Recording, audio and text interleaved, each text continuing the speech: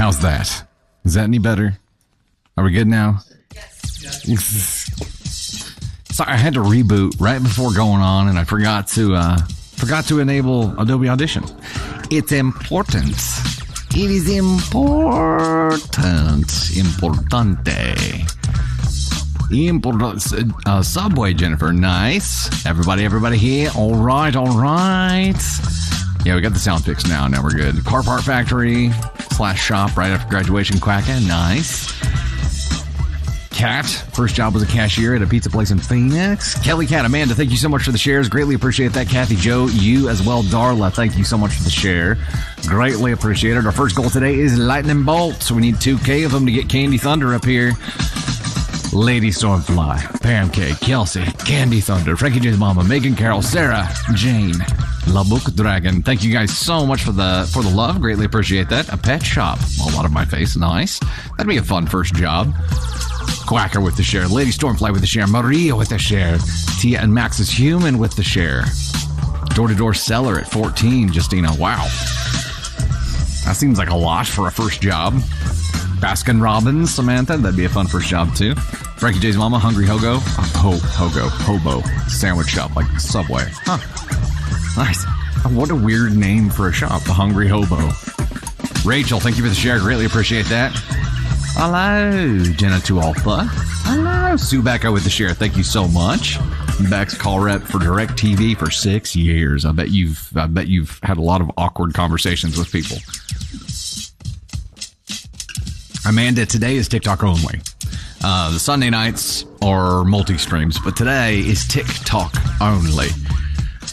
Gabriel, first job was an independent pet sitter. Nice. Door-to-door milk delivery lady. Wow. Do they still do that? Is that still a thing? Lisa with the share. Thank you so much. Greatly appreciate that. Mama Oki, you as well. It was called Little King back in the 70s. Frankie J's Mama. Nice. McDonald's.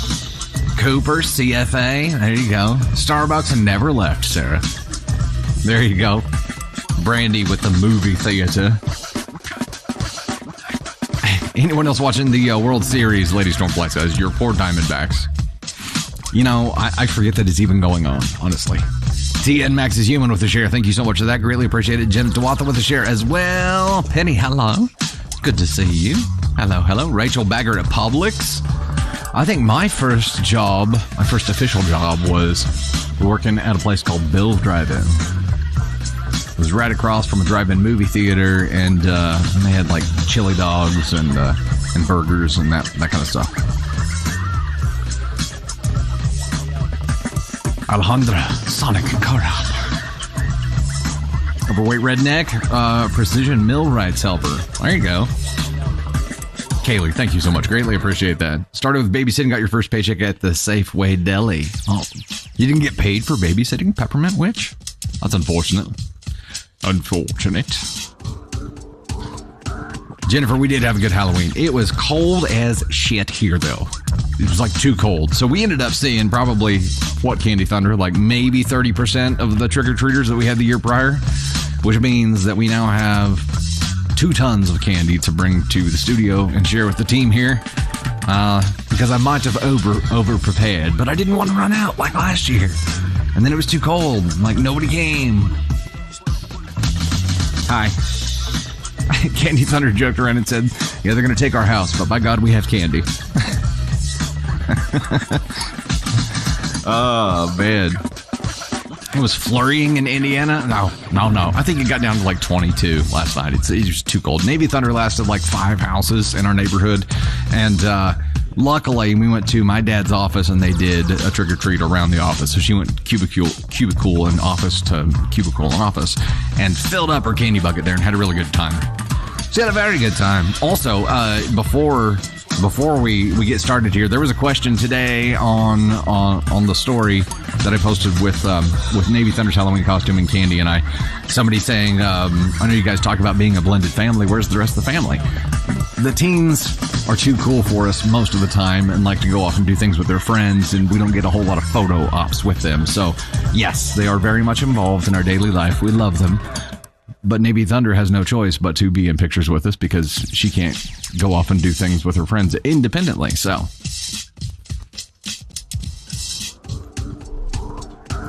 scrub forever. That first tax-paying job was an eye-opener. Why'd the government take all the money? There's a good clip from the Cosby Show where they talk about that. QD pizza driver Tyler. Good to see you here. Navy is still a baby. Yep, Walter. Very much so. Very much so. All right, we're going to go ahead and get started here. Yep, no Moss Halloween graphics. Halloween graphics are gone. Sorry. And I'm not springing Christmas on you yet. Don't worry. We're going to wait at least a minute before we spring Mariah Carey on you. And yeah, I'm not springing the turkeys out yet either. I understand, Thanksgiving is not a worldwide thing, but neither is Halloween. Neither is Christmas. So we'll integrate it here at some point here. Hey, coming up, we have stories about mooching mother-in-laws, book fairs, chat GPT dating drama, young love drama, embarrassed professors, a spicy cheating story, and of course, we found more cake stories. Oh, yeah. The first goal we have today, we're already more than halfway through, is 2K bolts to get Candy Thunder up here and also to spin the Wheel of Thunder because we didn't get to do it last week. We had stuff going on last week and didn't get to do the VIP live. Luckily, Miles is back. Miles is here today. Say hello, Miles. Miles is here, everybody. He's back in the saddle here, and I know he's happy to be back, and we're happy to have him back. The likes goal that we have today is 600K. We're not going for a milli today, but it's still going to require a little bit of tippity tapping.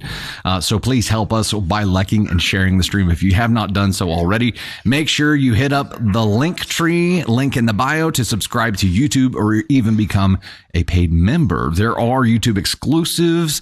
We have a Stories to Fall Asleep To playlist that has a lot of stories on it. And tonight, 7 p.m. Central, something very special. Part 1 of the story that I have written called Piano Man will come out on YouTube, also on Spotify, Apple Podcast, anywhere the podcast audio channels, or any podcast audio channel where you get the podcast, you're going to be able to get that story to fall asleep to as well. It's about an hour long, and this is just part 1. But I want to see what you guys think before I really dive in on writing part 2. So it is not the typical content. It is a fictional story. And it is intended to help you relax, but ends up taking some twists and turns and has become more of an intriguing story. So anxious to see what you guys think and see what your feedback is on that tonight. 7 p.m. is when it drops. Don't forget, we have this going on today. And not just the Wheel of Thunder at the end that we typically do during the VIP, but we're going to do one here in the beginning here soon once we hit our first goal with our top gifters and 2 new members of the Storm and 2 existing members of the Storm from last week's live as well. So we're going to do that again today at the beginning. We'll do it at the end for today's top gifters and 2 new members and 2 existing members, and that's going to be a hell of a good time. And today we have, along with, both times that we're doing that, we have some special gifts to include in that giveaway. Some stuff from our friend and follower, Darla Kimball, who created some cool vinyl cutouts for us. There's DFHB, there's Protect the Cake. There's a lot of cool stuff that she sent to us. So thank you so much for that. Greatly appreciate it. We do want to talk a little bit about a special project that we're working on called, let me bring it up here. This is called Mission Protect the Cake. You guys know about Protect the Cake already. We have teased this a little bit. We're going to do something called Mission Protect the Cake, where I think mid-November, we're going to be looking at doing a live that is going to be a fundraiser where we're actually going to do a concerted effort to actually make cake kits and donate them to some local organizations who help people in need, especially kids, so that kids don't have to go a birthday without a cake. So that is going to be the focus behind Mission Protect the Cake. We're going to have more information about it as we lead up to that event. So be looking for that, please. Also, during the live today, no spoilers, please. Y'all know about that already, but just don't do it. And we already hit our first goal. So let's go ahead and give some thanks here, and then we'll get Candy Thunder up here, and we will spin our wheel Kay Siobhan, Jenny Sue, Michelle, Heather, TLS, Journey, Wayward, Darlin, Mungao, Jade Sue, Pam K. I'm Coleman, 775, Heidi J, Boxer Butt, Janice XHD, Meg C420, B-Day Joe, 2015, Akai Ryu, Tony Spark, TF90, Tammy Lee, Lady Stormfly, Dylan Sprague. We've got Alondra Sings, Rain Falls, Candy Thunder, There you go, Julie Jules, Bazinga, 396, Mama Silver, Piotr, Moira CB, love the name, Justina, Chelsea Stevens. We've got Tanya Wembolt, Tacos for Life. Yes. Chris, CJ, Ashley Page, Snowman Collector. We've got Helena, Eliza, LDE. Yeah, I'm butchering that, I'm sure. Helena, we'll call you that. Donna, Brittany Scott, Steppy 77, Regina Phalange. Yes, please. Regina Phalange. Candy Thunder you'll have to bring that up with you. We've got Kelsey C1004, Honey Axolotl, Fast Chick with a PH, Blake Too High, and Effulgent One. Thank you guys so much for helping us get there. All the love and the support means the world to us. Let me get the next one set up here. Let's see. That's an easy one to find. We can do that. This one is going to unlock a cake story and confetti with the lightning storm. Kay, thank you so much for that. Greatly appreciate it. That's awesome. Love, love, love, love, love. This is cake, story, and confetti.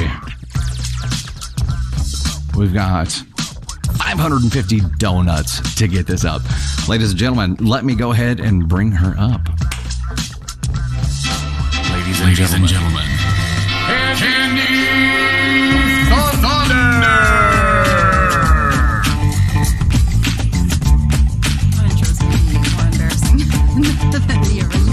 The intro's more embarrassing than the original way? No way. Hey, Cooper, happy birthday. Happy birthday, Cooper. Heck yeah, that is awesome. Look at all the Candy Thunder super emojis popping up here. That is amazing. I have to show you. You guys didn't want to skip like straight to Christmas, so I don't sleep with this, by the way. It's just a decoration, but I don't know can they see it? The Friends Thanksgiving bear. Yeah. The turkey head Friends Thanksgiving bear, which is also an homage. Yes, it's perfect. To Chandler Bing.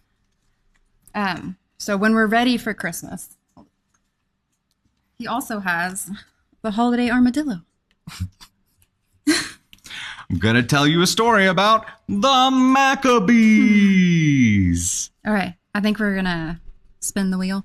Yes, we are going to spin the wheel. This is the wheel spin from last week because we didn't do it during the VIP. So we'll go ahead and get that knocked out of the way here. If you have not witnessed a wheel spin before, we typically do this in the VIP. This is the top 10 gifters from last week's live, plus 2 new members of the Storm and 2 existing members of the Storm. We're spinning how many times? 3 times. 3 times. 3 gifts from last week. Hey-o, we got 3 winners to go here today. Rachel, they're from Build-A-Bear. And I think my sister got it for me the year Navy was born, I think is when she got it for me. So it was 2021. Yeah. Okay.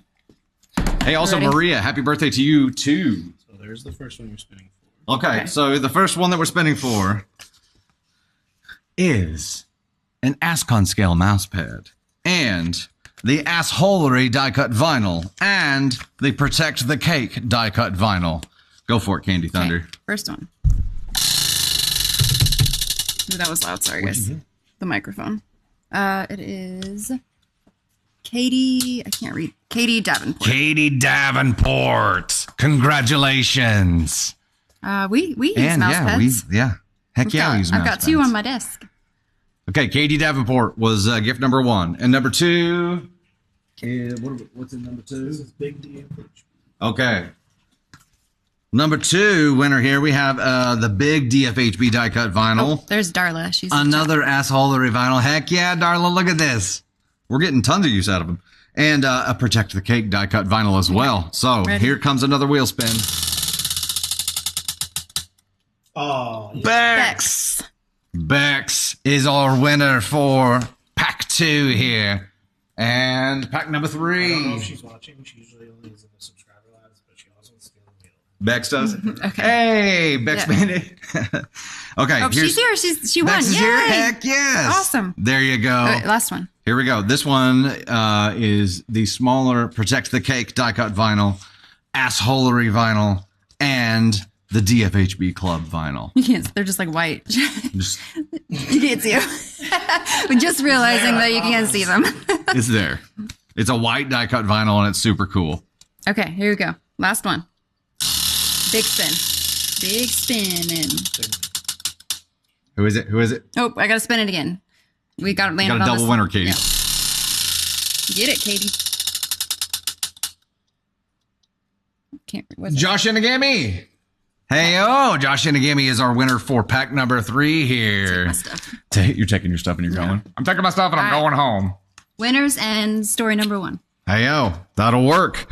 Congratulations to everybody. Remember, that is from last week, so we're going to do it again today. We'll spin it during the VIP live, and that will be for the top 10 gifters today, as well as 2 new members of the Storm and 2 existing members of the Storm. So that is going to be all kinds of fun here, and we'll go ahead and jump on to our first story, Candy Thunder. Yeah, that works. We're sitting on the cloud right there.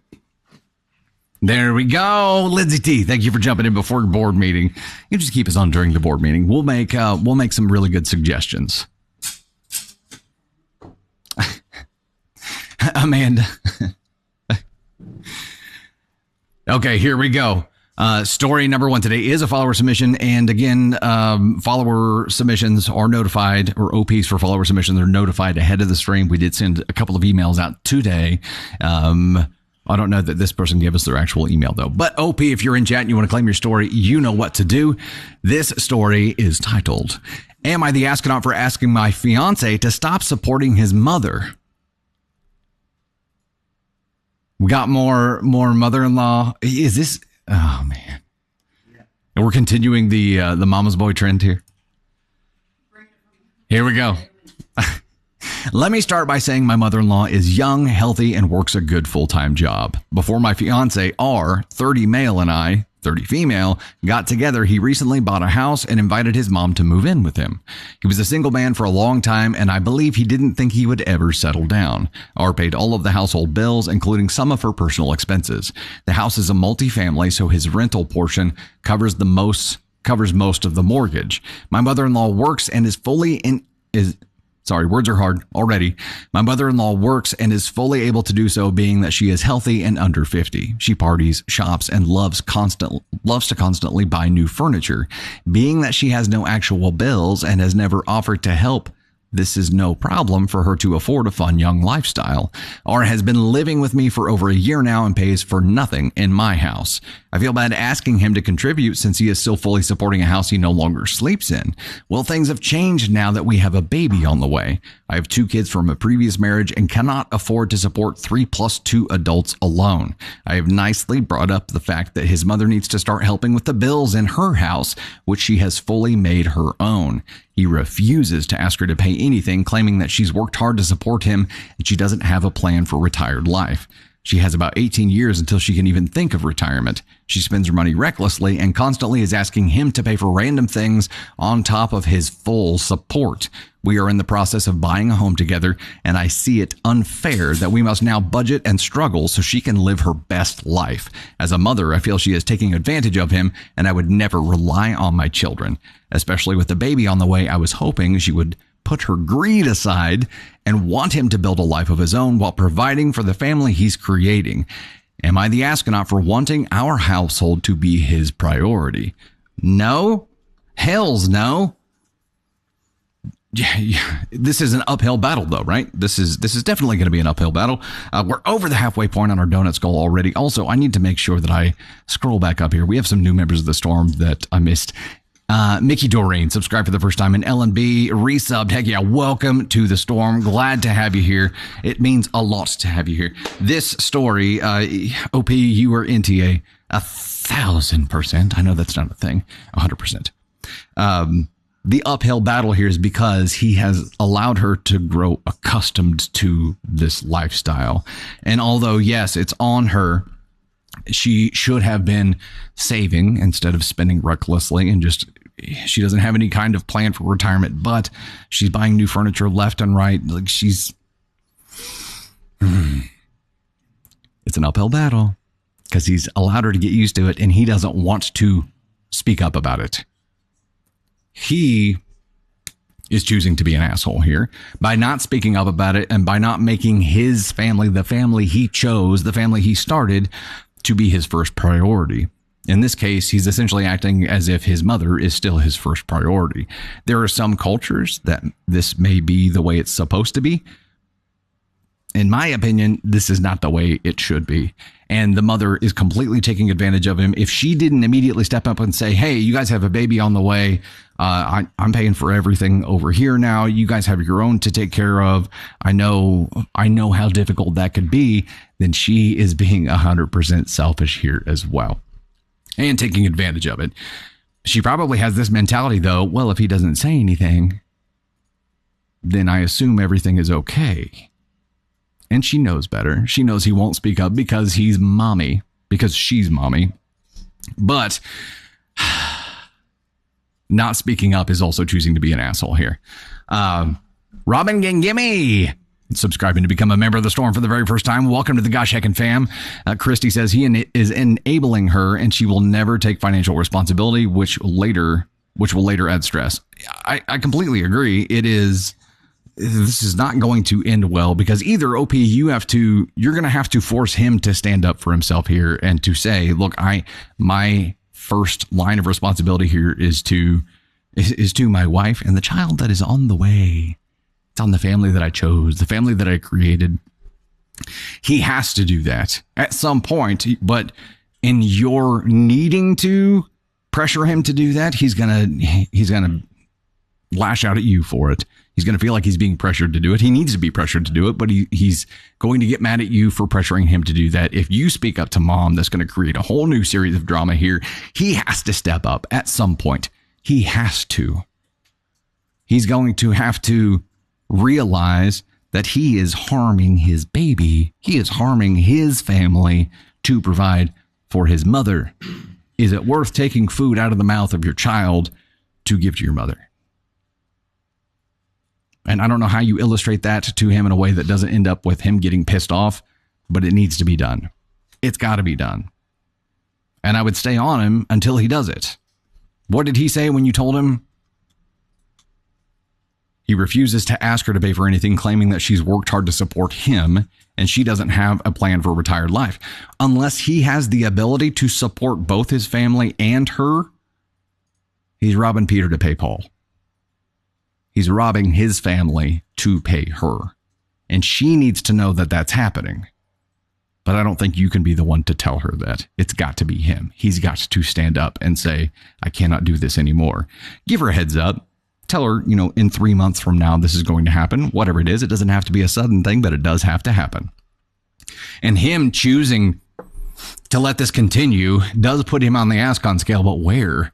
4 is you could have done it differently. He definitely checks that box. 3 is you should have done it differently. I think he definitely checks that box. Him refusing to speak up and tell her that she needs to start paying her own way so he can afford to support his own family. I feel like it's a 2. Is it a 1?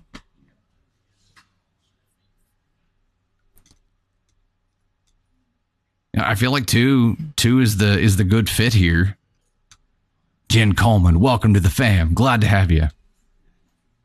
I feel like 2 is a good fit here. I don't think he's evil because it's not coming from a place of malice, right? I think he feels beholden to his mother, clearly more so than his own family. And this could very well end up becoming a 1 scenario if he continually refuses to speak up and do this. But right now, I feel like he's a 2.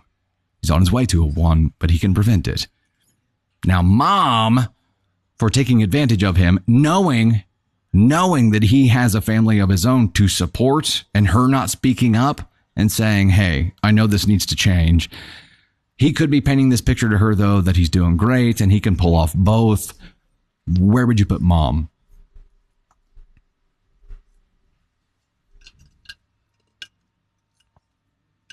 Tiaras, I agree. Him getting so angry at OP for saying the truth is pushing him toward a 1. Bex Brozo here. I don't know that Brozo applies to this. It could. We need a mama's boy button. That's for sure. Where would you put mom here? Mother-in-law? One seems to be consensus here. Why would you buy a house with a man who's not pitching in? Yeah, I need caffeine. That's a good idea. Or maybe it was the place she already had. Oh no, we're in the process of buying a home together. Yeah. Jen says he definitely does feel like he owes his mom, but his mom is just the Ascon one. If she not, I guess that's the tough part here. So asterisk, if he has painted this scenario to his mother as if he is doing well enough to pull off both without causing his own family harm, it's hard to pin Ascon one on her. That's a very, very, very slim chance, though. I think we have to operate based on the assumption that she knows. And also, she's not doing anything to try to remedy her own problem here. She's just spending money like it's nothing. Like she'll never have to pay for anything in her life ever again. So, yes, let's put her there. Mom is taking a trip on our favorite rocket ship to and through the sky. Ascon 1.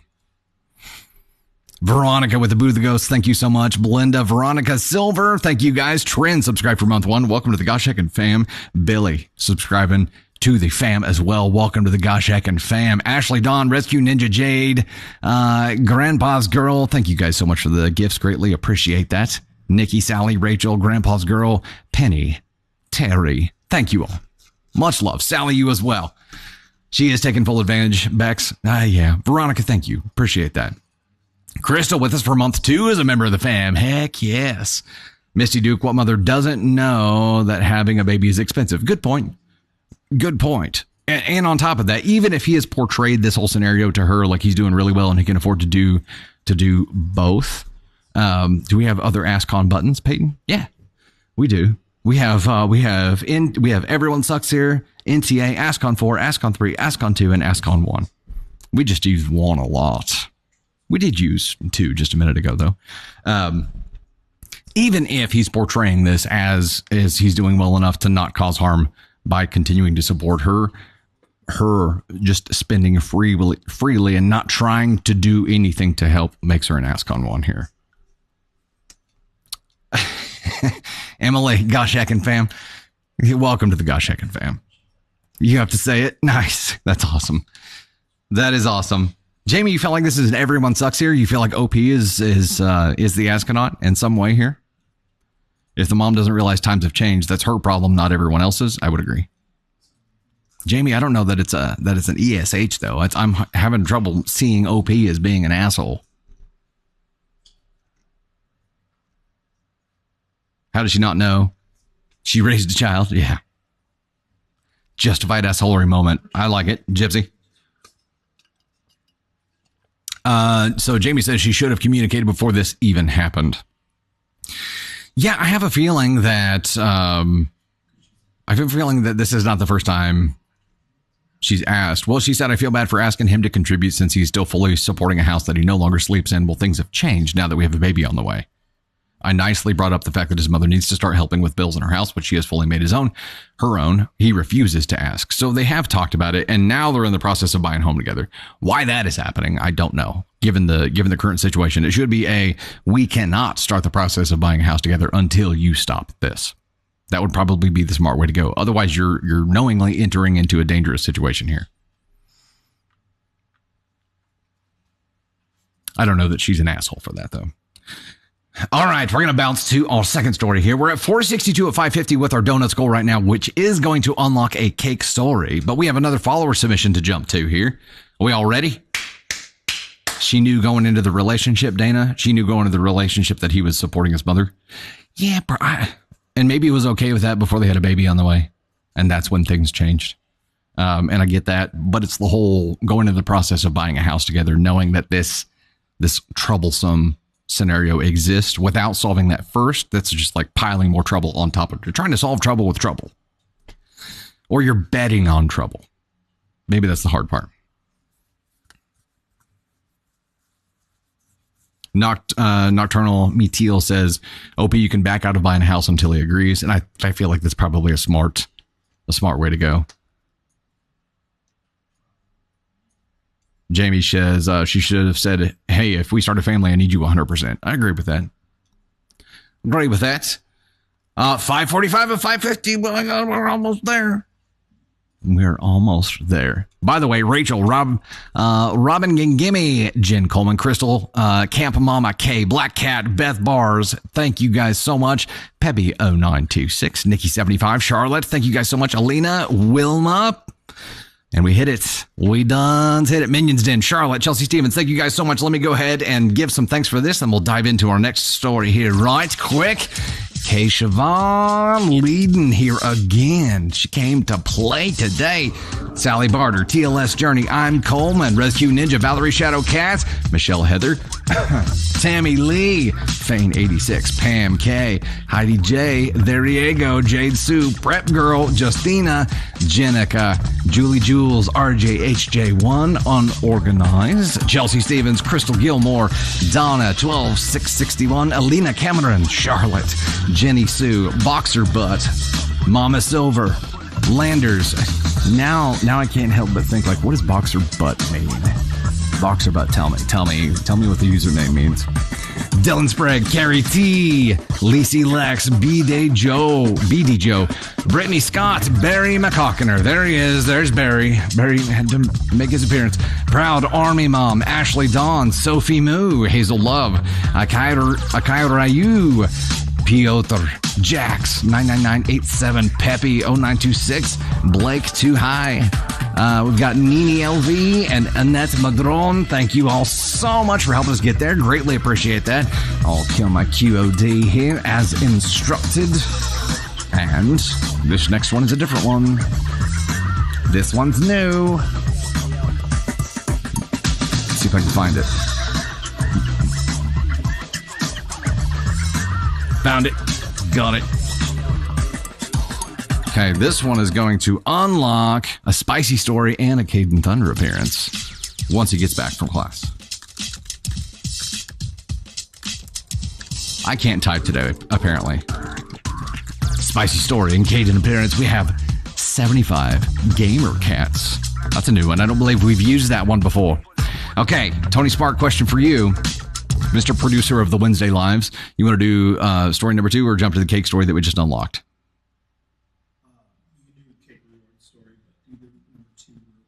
Okay. We're going to do the cake reward story, and then we'll bounce back to the follower submitted story. A lot of people working at hospitals for their first jobs or movie theaters. I've done a lot of jobs. Bill's Drive-In. I worked at a shoe store for a while. Worked at a grocery store for a while. I've gone through a lot. Very diverse background. Very diverse. Okay, here is our cake reward story. This is a follower submission, too. So, OP, if you're in chat, you know what to do. Title of this story is, Am I the Astronaut for Dropping My Daughter's Cake Out of Our Apartment Window? Why does the title have to piss me off? You dropped your daughter's cake out the apartment window. This better be an accident. This better be an accident. But the way that it's written makes me think that it's not. Unless she did something real wrong. I, male 45, am a single parent of 2 kids. My daughter 14, let's call her A, and my son 9, let's call him E. A and E have both struggled with a difficult childhood after the passing of my wife a few years ago. She was the light of my life, and she was an amazing mother to both of our kids. A was always very much a mama's girl. She still loves me. I know that, but especially since her mother has passed, we have had a bit of trouble communicating. I know she is also getting colder and growing into a phase where it's not as cool to talk to your parents. Heard that. But recently it's been frustrating to me that we aren't able to connect as well. E and I still get along. I know that he's younger, but he still seems to think of me as the awesome dad that they both used to think that I was. Since A has been going through a rough time, she has started to struggle in school this year. She was always really stellar with her classes in the past, but lately she's been skipping homework and has been missing out on tons of assignments. I recently logged into the parent portal and saw all of the F's that A had been receiving on her missing work. Maybe you should have given her the false name of F instead of A. And I was livid. I have to work during some of the day, so after school, A and E take the bus to our apartment building and are supposed to do their homework while I'm at work until they finish it. They're usually only alone for a few hours at most. I have a lovely neighbor, an older lady who I'll call Miss J, who makes sure they make it inside all right. I came home yesterday planning to have a conversation with A about her grades, only to find that she had spent the day trying to bake a cake after she got out of school. She has all these assignments and all of these horrible grades and is baking a cake. I understand that school is not always a priority for kids, but I was absolutely furious. I sat her down and tried to have a communication with her about the situation, but was met with the usual rude and cold teenager tone that I've recently been receiving. I told A to go to her room and work on assignments for the rest of the night. She told me that mom would have helped me make the cake instead of yelling at her, and that just broke me. I was seeing red, and I picked up her cake, opened our apartment window, and just dropped it. A broke down in tears and slammed her door shut. I felt justified at the time, but I now feel bad for doing it. Bringing up their mother is a sensitive topic for both of the kids and myself, and it just broke me. A is now grounded until she finishes all of her missing work, but I still need to know, do we think that I'm the asshole here? I appreciate any advice.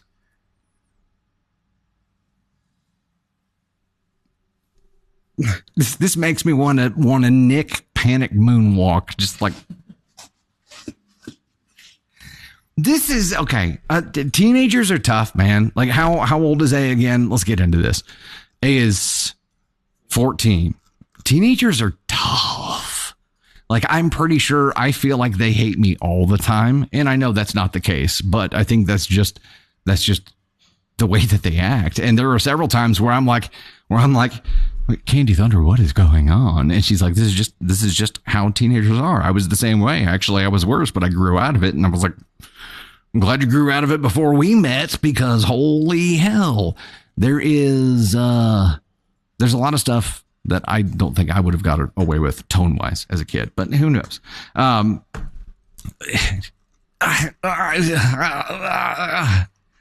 This isn't going to help. Obviously, throwing a cake out a window is not going to help. And if anything, you're teaching your kid here that lashing out is a way to help and solve problems, right? Also, why did she bake a cake? Did you take the time to ask and be like, why? What is this for? Like, what are you doing this for? Are you doing this for a special occasion? Did you just decide to do it? What is going on here? But as communication goes, this ain't it.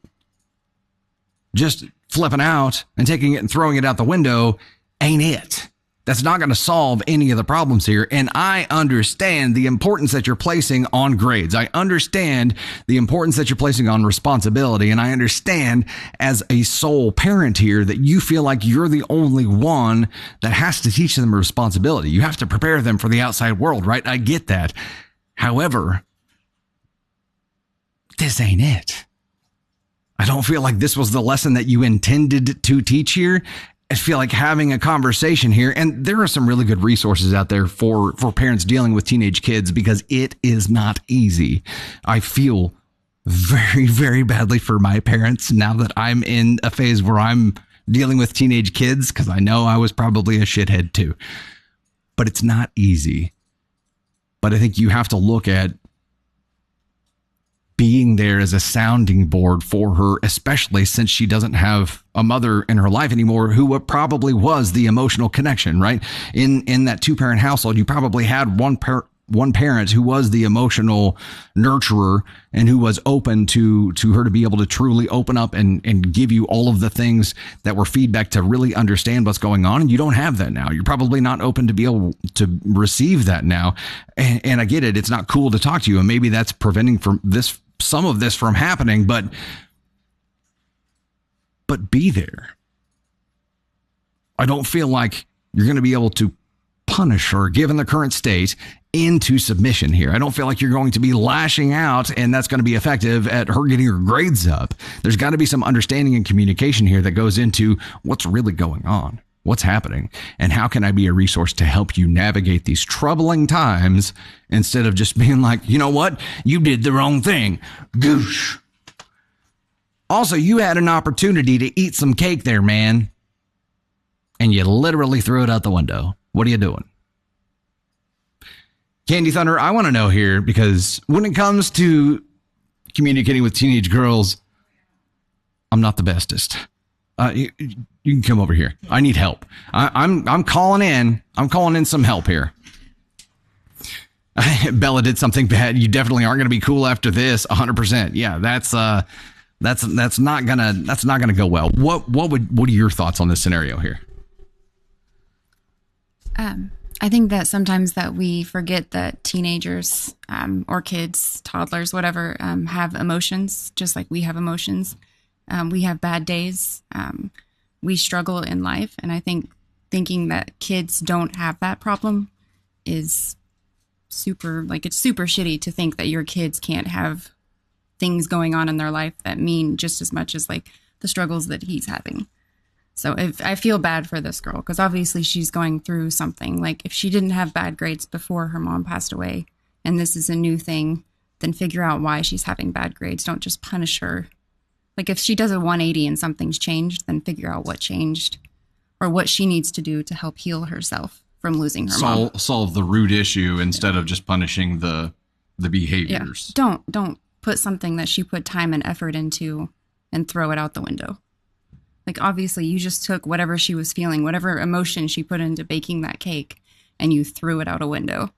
And that could be like a turning point where you lose somebody forever because you just told them that they don't matter. Like, why was she baking the cake? What did it mean to her to do that? Right. And she already brought up her mom, and you tossed it out the window.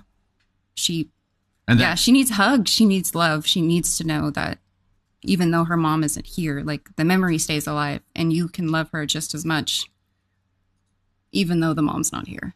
Sorry. It's kind of sad. It is sad. And there's been a lot of comments in here about you're missing like the grieving part of this. Maybe this is part of the grieving process. Maybe this is something she used to do with her mom. Maybe there's something symbolic here, but rather than taking the time to communicate about it and be like, what's going on here? He just reacted. And yes, right. I understand he's hurting too. I understand that. Right. But I think as a parent going through something difficult with your kids, you have to be able to separate at least at some point here and still be a parent. Right. Still be the parent that they need. And in this case, if you can't be that emotional component that helps them grieve, either way. Just trying to moderate from here. Yeah. Yes, therapy is a really good idea. And I think if you were looking at this as to what is causing this, what are the core issues of this? And like you said, if there was a 180 in her behavior, if that happened after she lost her mom, dude, what do you think is going on here? I think that if he had actually like figured out what was going on, like why she baked the cake, and then like he could have had a breakthrough that could have improved her grades, because maybe that's what she needed. Maybe it's not about the schoolwork. Maybe that's just overwhelming her. And this was an outlet to, I don't know, something therapeutic. Can you imagine, and I'm sure some people in chat went through this, but imagine being like a teenager going through all of the mess that is being a teenager, but also losing your mom and then trying to do schoolwork on top of that and stay on top of your shit. No. And I think like the thing that I'm trying to say is that like in the moment for teenagers, what's happening with them is just as hard as what's happening out when we say like, if you can't handle this, you can't handle the real world. But this is their real world.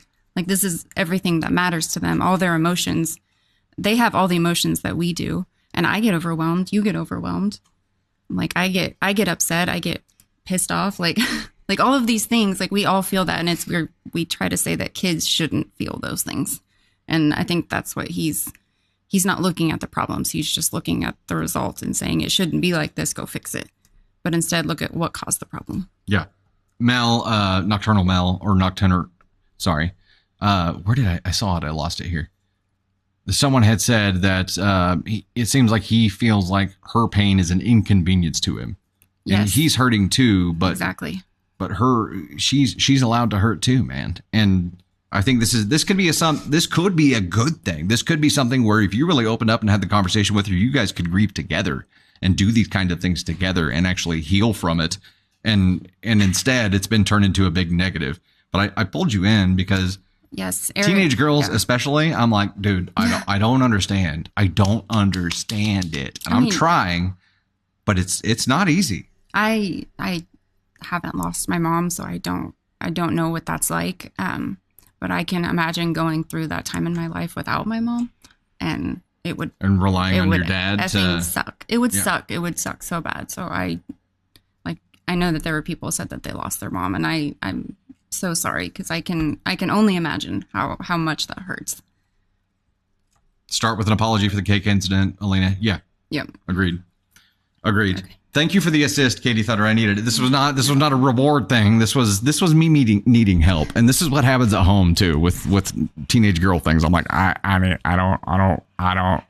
like go Kevin Hart on it. I'm like, I don't understand what's happening. I need help and some stuff like that.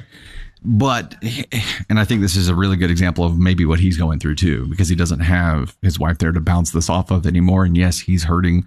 And this is clearly like something that he can't handle. So it becomes portrayed as an inconvenience to him. And somebody said in here, I don't think he's an asshole, but he made an asshole decision in that moment. This was an asshole decision. In this scenario, he chose to be an asshole, and that sucks. It's not an evil thing.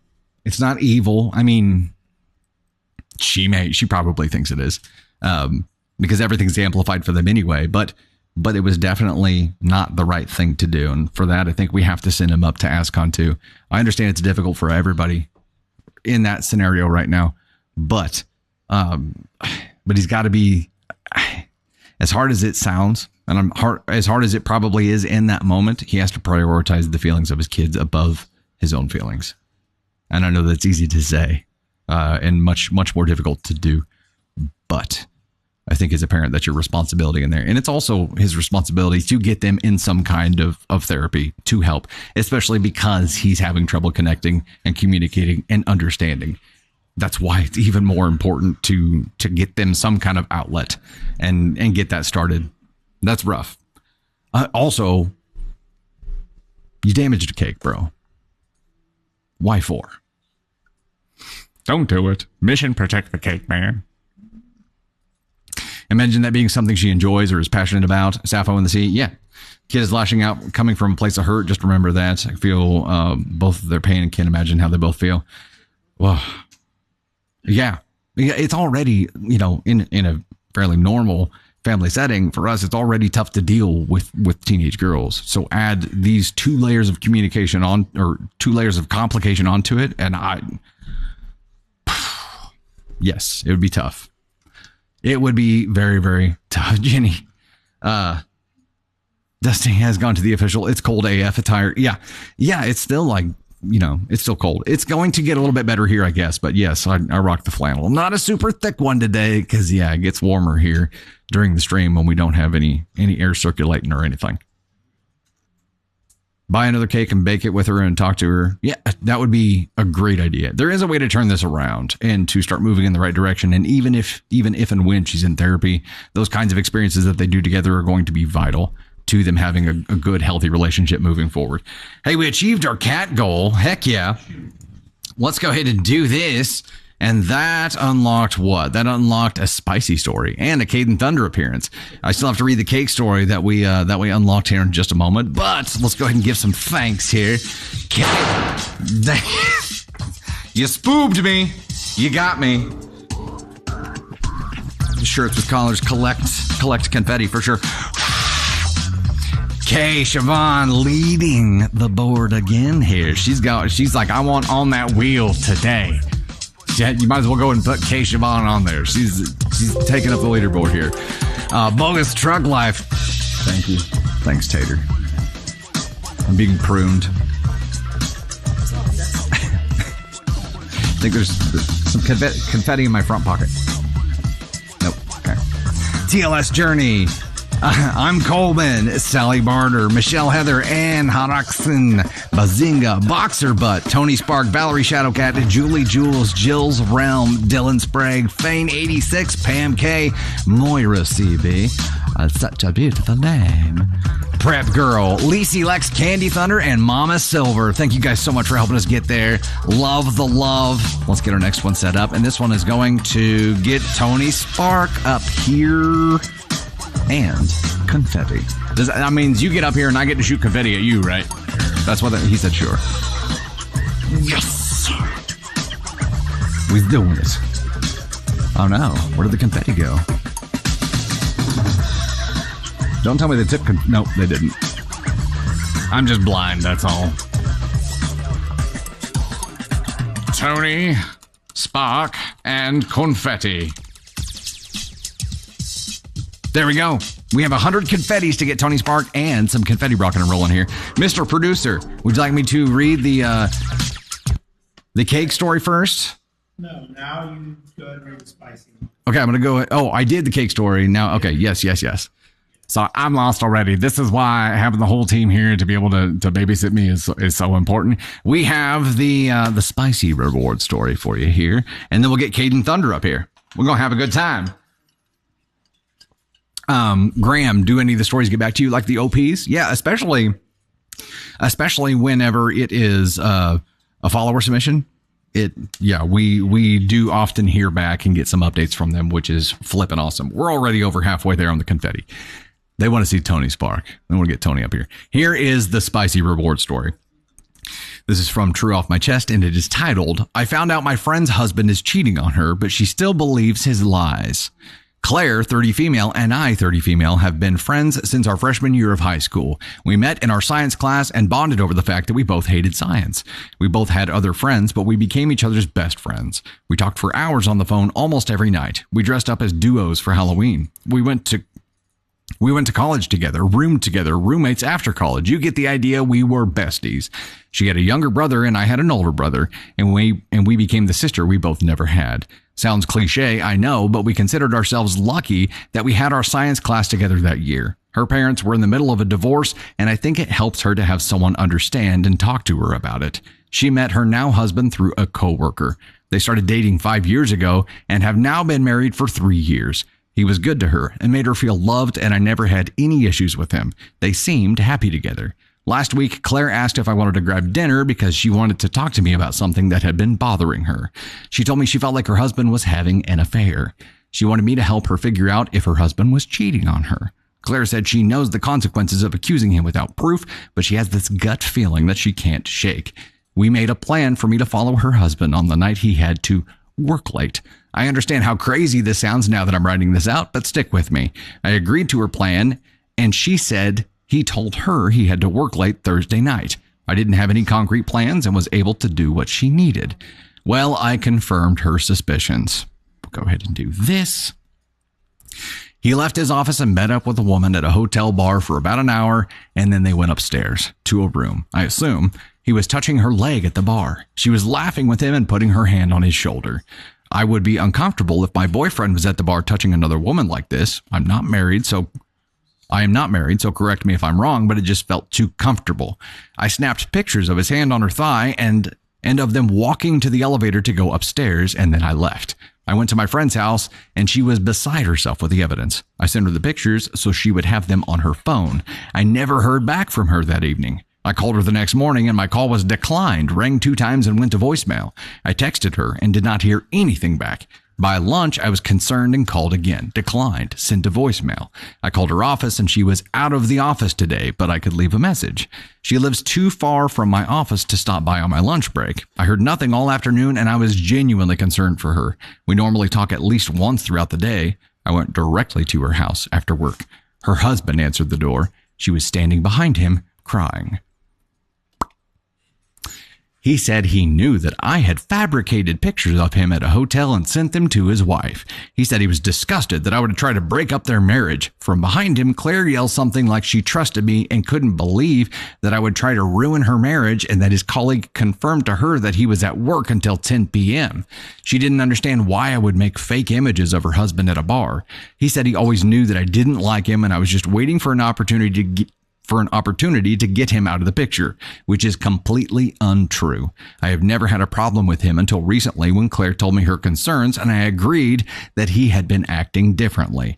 My best friend believes her husband over the actual proof that I provided at her request. He told me that they wanted me to leave and to never come back. I was in freaking shock. So now I am here, completely heartbroken, asking what I should do. My friend has cheated on me. My friend is being cheated on by her husband. His reaction confirms that I am 100% certain of what I saw. I didn't fabricate pictures to try to break up their marriage. My friend asked me to do something, and I did it. She's been my friend for 15 years. She was basically my sister, so I didn't hesitate.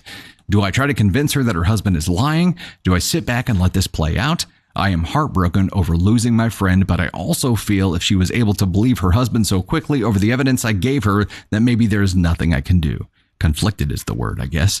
I would appreciate advice because I just don't know where to go from here. My boyfriend told me to back off and just let it play out. He believes Claire's husband is cheating and is as confused as I am by the situation. Holy dooly. Okay. Oof.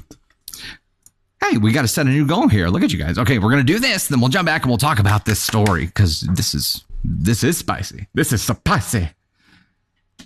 Like Cinco de Mayo. Okay. Here we go. TLS Journey. I'm Coleman. Kay Siobhan. Bogus Truck Life. Sally Barter.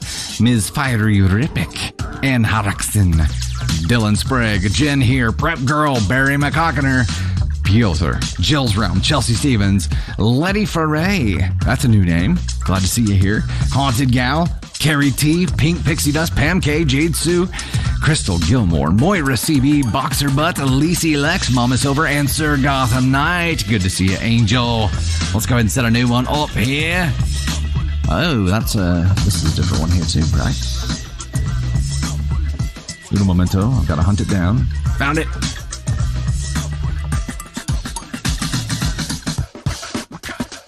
This one is going to unlock a cake story.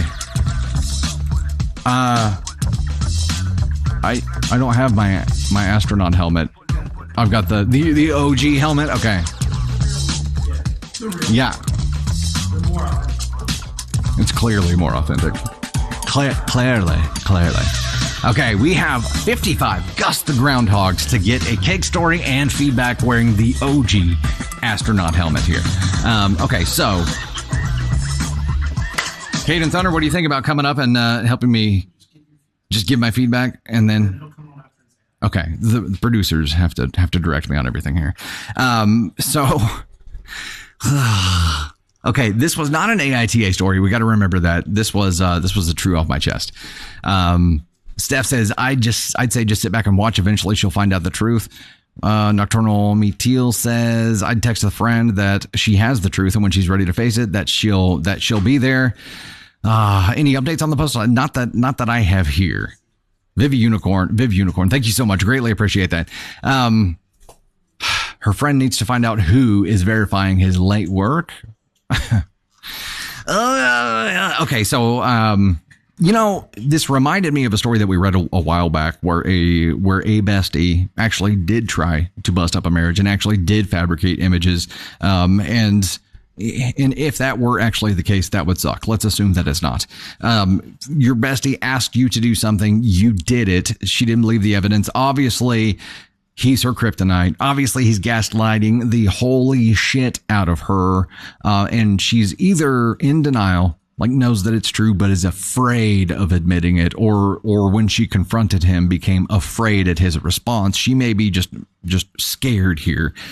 If she really doesn't believe you, and maybe he's like hawking everything now, and he's monitoring her communication with you, which is entirely possible because you've threatened his good times, right? But he's not going to stop. We know that much because he gaslit the shit out of her.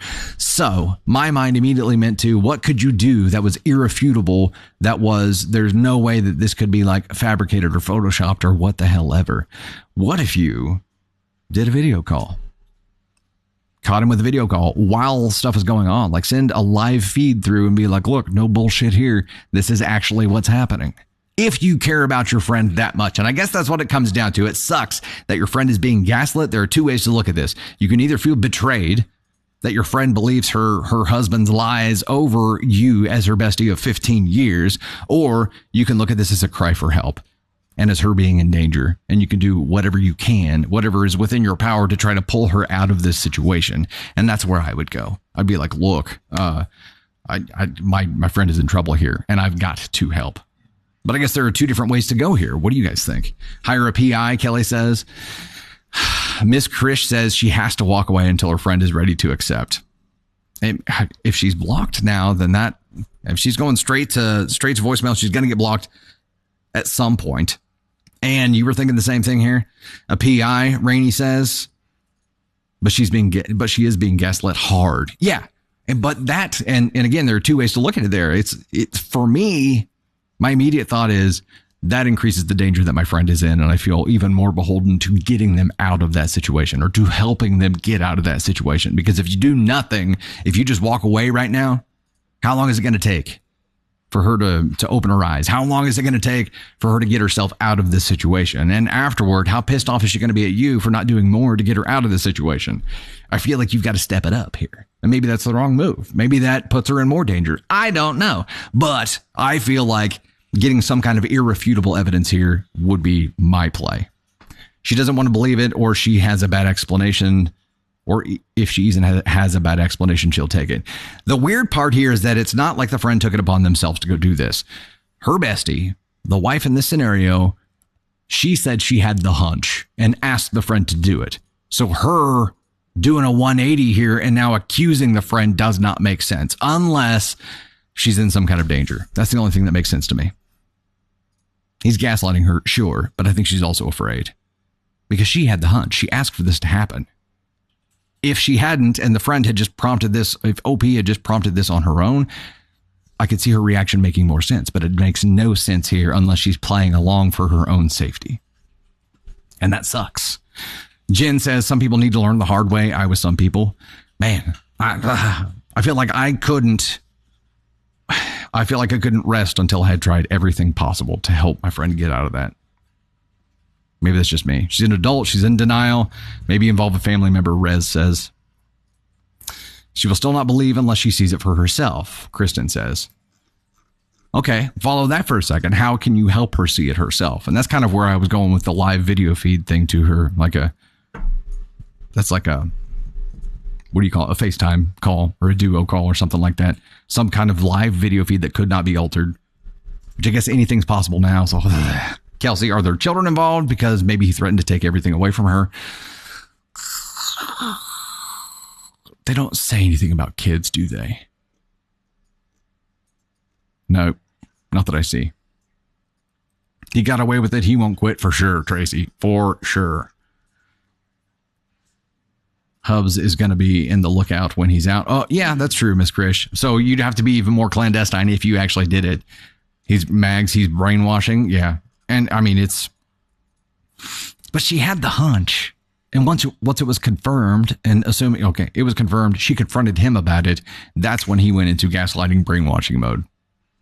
Maybe find the woman he's cheating on with a friend and have her talk. There you go. Find the woman, have her talk to your friend, the wife, and have her confess everything. That may be the one way out of all this.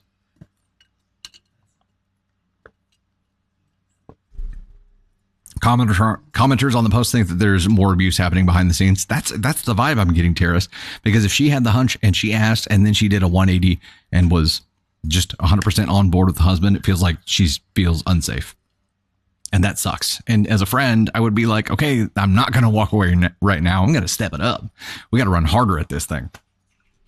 Hey, Hunter Girl, Tracy Walker, Ellen, Allie, Skittle, Smiley, Evix, Tony Spark, thank you guys so much. Greatly appreciate that. Keon, you as well. Lacey Lex, Tracy Walker, Veronica, Wilma Peterhit, thank you so much. Lauren B, K, Savannah, The Boss, Pam K, Crazy J, Jade, Natalie, Steph, Shadowcasted, thank you guys so much. Greatly appreciate it. Allie with the live star, TLS, thank you guys so much. I'm going to go ahead and bring Mini Dusty up here.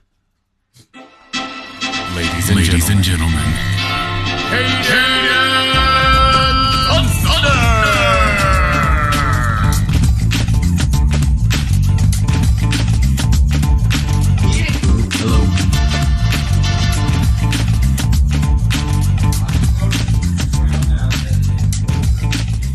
Yeah, I can legally wear this beanie now. Not sponsored.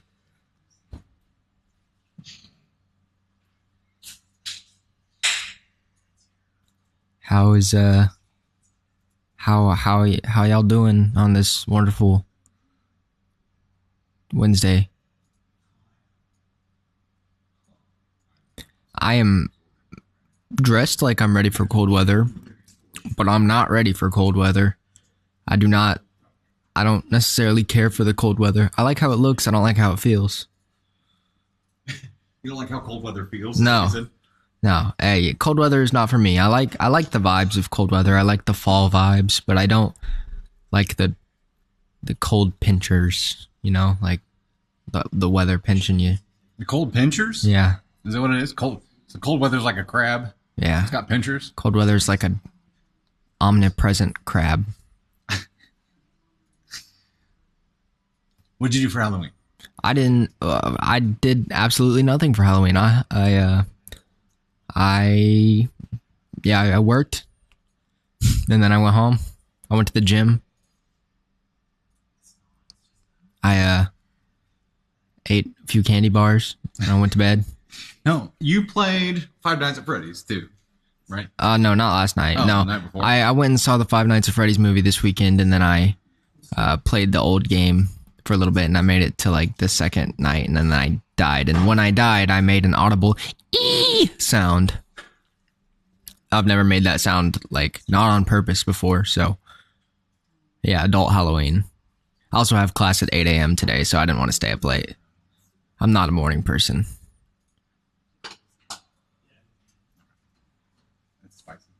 The movie it wasn't bad. I don't think it was very scary, but it wasn't bad. I liked it. Yeah, you guys braved the snow to trick or treat. It was probably pretty cold out there for a lot of you guys. I don't know. Yeah, I liked the movie well enough. It wasn't very scary, but it was pretty good. It was a pretty good movie. I really liked the actors and the visuals. They did a really good job with that. You know, PETA from Hunger Games was in it. And PETA. yeah, and Stu from Scream was in it. And Beck from You. What's out of the 900 movies that you've seen in the past month? Which Yeah. one is the best? Saw. Mm. I love Saw. Saw is definitely.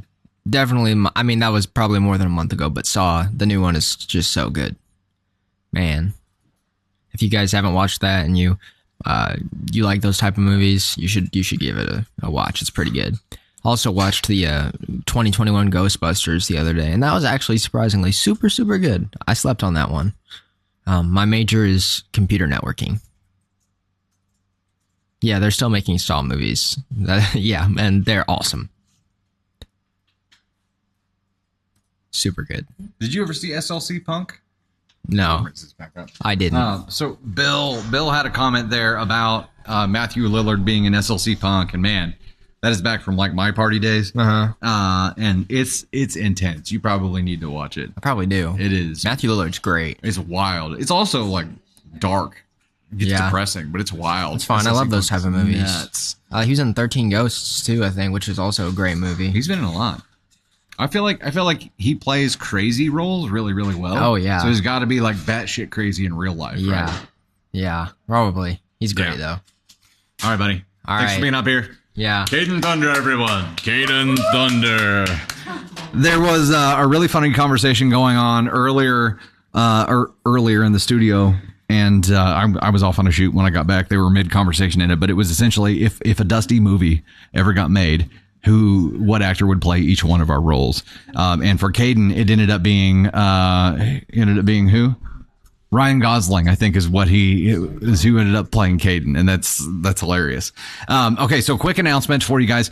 There has been an Audible. I'm making my appearance and gonna hype it up for you. Okay. Hey. We're calling lots of Audible. There's an Audible being called on the Audible, and Tony Spark is going to explain the Audible. So let me get this intro in, and then you can hear it straight from Tony Spark's mouth. Ladies and gentlemen. Tony Spark!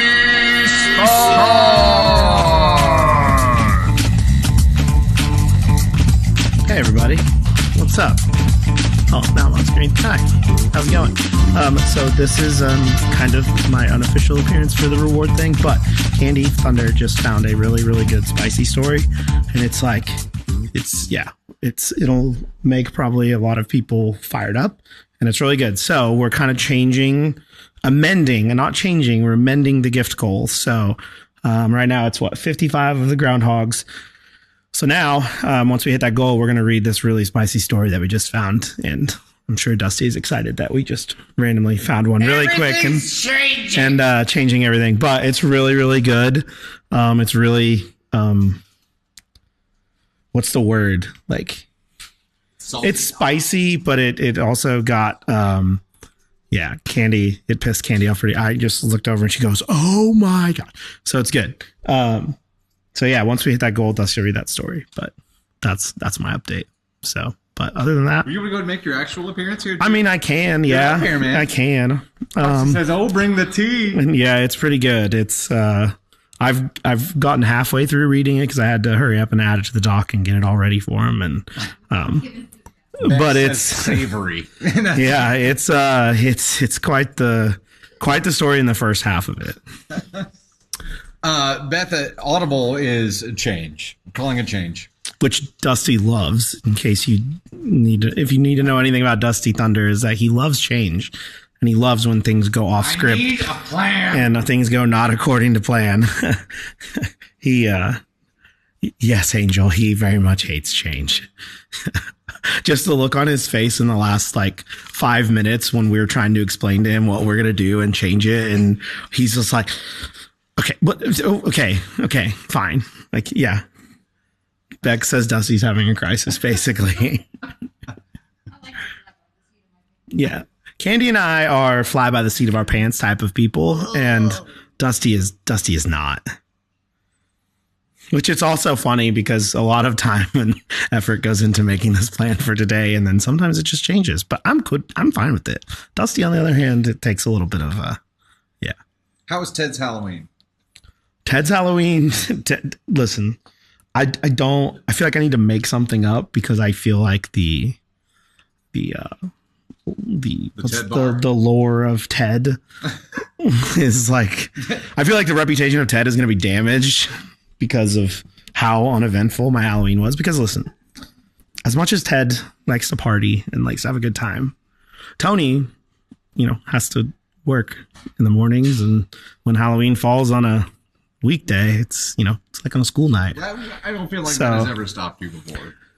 Maybe not 5 years ago or 10 years ago, but now it's in your bones now. Now it's showing up to work hungover is reserved for playoff Chiefs games and stuff like that. But it's yeah. So no, my Halloween was pretty chill. I watched my favorite Halloween movie, which is Hocus Pocus. So I don't know if there's any other Hocus Pocus fans out there, but solid movie.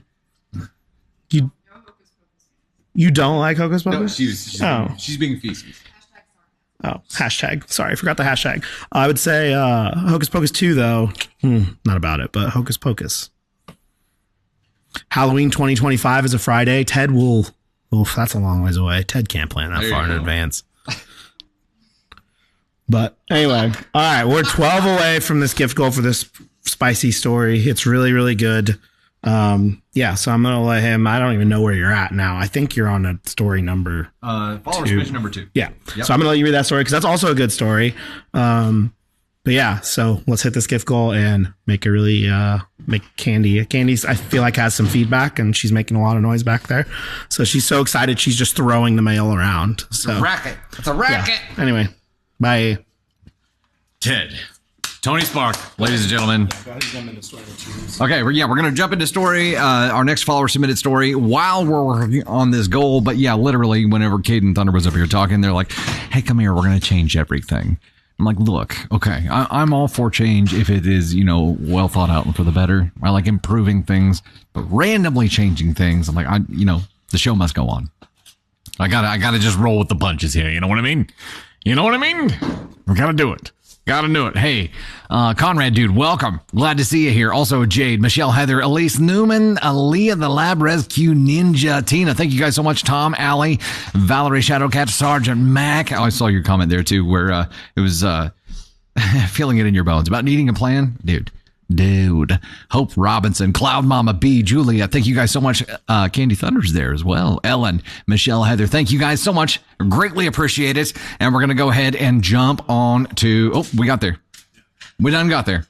All right. They want the savory story. They want it. All right. Let's go ahead and give some thanks here. Michelle, Heather, Kay, Siobhan. We've got Foxy Strike, Ms. Fiery Rippick, Elise Newman, Ann Harrison, Not That Ellen, Hunter Girl, Candy Thunder, TLS Journey, Rescue Ninja, Barry McCockner, Ruby Redhead, V Baby, Sergeant Mac, Valerie Shadowcat, Letty Foray, Dylan Sprague, 86. They spoofed me again. Pam K. I was supposed to shoot confetti at you when you were up here talking. I forgot. Fane 86, Pam K, T Faye, Gabarino, Bo Blaze, Cloud Mama, Prep Girl, Tony Spark, and Lacey Lex. Thank y'all for making that happen. We are going to get this story, which I know absolutely nothing about. Not that I ever know what any of the stories are about, but this one obviously is good enough to destroy the whole plan for the day and work itself into the live document in the middle of it. So it's got to be good. It's got to be good. It's got to be good. Okay, what is this one? Found it. And we have how many of these? We're going to unlock with this next goal a cake-ish story. Whatever that means. A cake-ish story. We have 2500 I'm Blue. It's the little alien dude with the DJ set up there. So 2500 I'm Blue.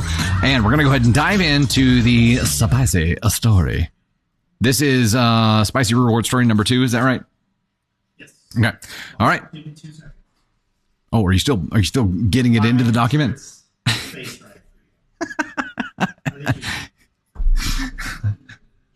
Oh my goodness. Well, it gives me a second to get all the confetti off of me, so that works. This is how fresh the story is. It's just now getting like formatted in the document. So it's fresh. Okay, here we go. This story is titled, Am I the Astronaut for Ending My Friendship? See? Look, this is it's a good start. Am I the astronaut for ending my friendship because she said I am not a real mom because I send my kids to daycare? Oh, no. Nick Miller. Panic Moonwalk, Cassandra Evans. Welcome to the Gosh Heckin' fam. Glad to have you here. This is a long story. My friend, Maddie, 44 female, and I, 44 female, have been friends since college. However, she had other plans as she always wanted to be a housewife. So she dropped out of college and got married. I, on the other hand, have worked my way up. I wanted to build my own career before starting a family. This is why I didn't date much in my 20s. I put all of my focus on my business and making it work. Because of that, I lost touch with a lot of my friends, including Maddie. She has 5 kids, so she is also busy with her own thing. Over the years, Maddie has pressed a lot that I should get married. I will not find a good husband if I wait till my 30s. She knows my trauma with relationships in the past. I wanted to heal properly before I started dating. Also, this is one of the reasons why I lost touch with her. I finally met my husband a little later. We decided to try for kids, and it was a miracle that I got pregnant so easily at the age of 39. My mother's side has a history of infertility. Maddie was happy for me. We decided to try for another kid and then another miracle, and we ended up having twins. Wowza. My twins are now 14 months old, so we decided to put them in daycare. When my friend got to know about this, she told me it is wrong for a child to stay away from their parents for a long time. She suggested that I should quit my work and be a full-time mom now. And since we are financially well off, we can afford it. Yes, we are financially well off, and I have already taken a step back from my career till my kids go to preschool, but I do not want to quit my job. She accused me of being a fake mother because, 1, I used an epidural during both of my deliveries. Okay. 2, I hired nannies. And 3, I put my kids in daycare. She thinks if you are not struggling as a mother, you are not a real mother. She said some pseudoscience stuff that kids who go to daycare end up becoming a spoiled brat and disrespectful because they do not feel a mother's warmth. Or they learn social skills earlier in life and end up less likely to be shitheads. This was the last straw. I told her to mind her own business and that her kids are no better since they always get in trouble. I know what is best for my children. There was a lot of arguing, but the end result was that I blocked her and told her to not talk to me. I feel bad because we've been really close friends. We have known each other for more than 20 years. I do feel like an astronaut. No! Question was, am I the astronaut for ending my friendship because she said I'm not a real mom because I send my kids to daycare? Hell no. Holy shit. Okay, so either there's some chat comments going on about her being jealous. Entirely possible. It is entirely possible that she's jealous and regrets giving up at her. Candy Thunder's like, she's so fucking jealous. Yes. She could be jealous that and regrets not or giving up on her education and her career. She could be completely jealous about this. There also is another option here, or another possibility, and that is a clash in ideologies. And this has happened before. Like, friends can be friends for a really, really long time, and then they end up in this situation where they have this belief, sometimes it's religious, but they have this belief, or political, that it's at this same level. It could be a core belief that just clashes with another person's to the point where they can't just be accepting and an adult about it and just keep their mouth shut. And words are hard, where they can't just keep their mouth shut and accept someone for who they are. They have to push their own belief agenda onto them, which makes her an even bigger asshole. There is no case here that she is not an asshole. She is a humongous ASCON 1. No doubt about that. She is a humongous ASCON 1. And yes, it sucks to lose a friend like this, but guess what?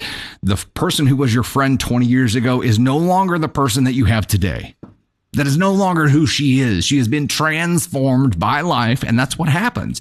People's views are made up of a filter of that is the sum of all of their life experiences, right? That's where their belief systems come from.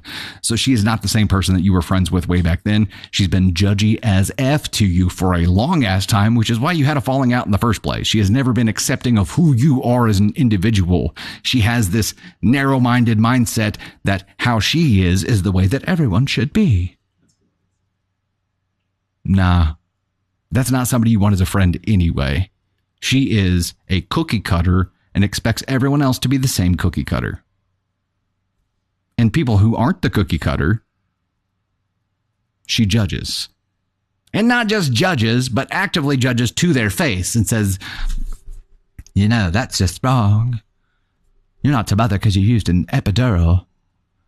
You're not a mother if you didn't have your baby in the middle of the woods with no doctor there and used only leaves to clean up. You're not a mother unless you raise your child from the teat until the age of 7. Children who are spoiled by their mother do not end up spoiled shits. They end up well-adjusted humans. None of this makes sense. Nothing she's spouting here makes sense at all. And I'm sure that there are plenty, thousands, millions of people who make the choice to be a stay-at-home parent, and that is their job. They enjoy the hell out of it. However, that does not mean that has to be what everyone does. It does not mean that you are less of a mother because you also have a career. You are training your children and showing your children that you don't have to choose to sacrifice everything. You are showing your children that they can still aspire to run a business, to do whatever the hell they want to do, and have a family. That makes you stronger, in my opinion. You are showing them that there is so much possible. Are you getting ready to activate the mic over there? Let's go. I said, can I get a fuck yeah?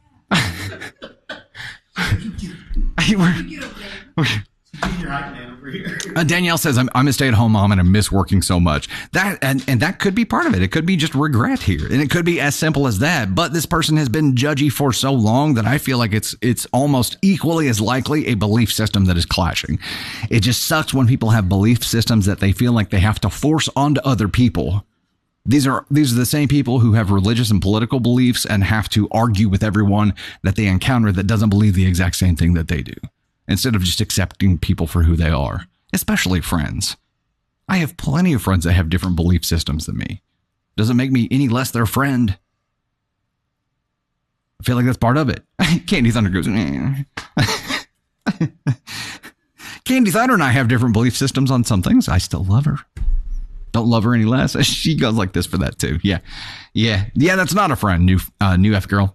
I completely agreed. Forcing your belief on someone is never okay. H Bear says she's immature and needs to validate herself by putting others down. Yep. Kirsten, I would never push either feeling on anyone. Both have positives and negatives.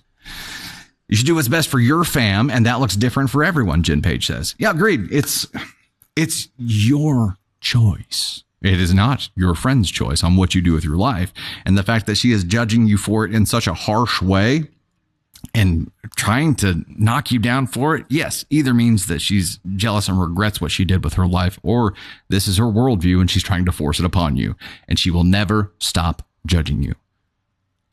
Cut her out. Gone. She gone. She gone. If I haven't said it yet, NTA for you here. Friend goes all the way up to a judgy stay-at-home mom, ASCON 1. There's absolutely nothing wrong with being a stay-at-home mom, and there's absolutely nothing wrong with being a working mom. You do what works for your family. Whitney Williams with us for month 2 of Avarit. Ava Reet, maybe? Ava Reet. And maybe not Avarit.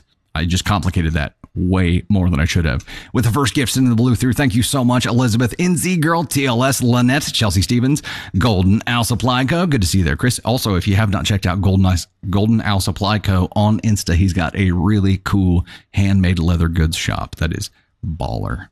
I have a really sweet Dusty Thunder wallet that is the brand colors too. It's awesome. Ava Snow, Mimi Renee, the Gribbly, Sarah, Tracy Walker, Susie Rose, Fly on the Wall. Thank you so much. Wayward C. Larson. Appreciate you guys. Thank you so much. Corey Gonzalez, Nabs, you as well. Cassandra Edwards, Tisha Marmot, Ashley Gully. Thank you guys. Ann Haraxin, Ava Snow. Thank you guys so much. Greatly appreciate it. Jocelyn, I never understood mom shaming. Yeah. And Candy Thunder's first reaction was she's jealous as hell. Do you still stick with that? Or do you feel like this could be a worldview that's just her belief system? She says no, she's jealous as hell. She regrets giving up on her education and career and feels like she just has to beat someone else down to feel like she's on the same level as them. She needs other people to suffer so that she feels like her suffering has been. That's the only reason that you get to be a mom, so you suffer. The only reason you become a mom is so you could suffer. That's her philosophy. Cool, I guess.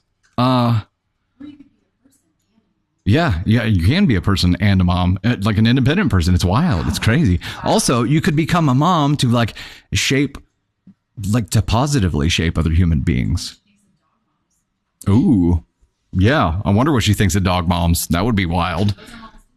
Jamie, yeah. We can't hear her. She didn't turn her mic on and speak into it. Let's try it out. Let's see if it echoes this time. We tested it the other day. Turn it on, put it real close to your mouth, and talk into it. Let's see.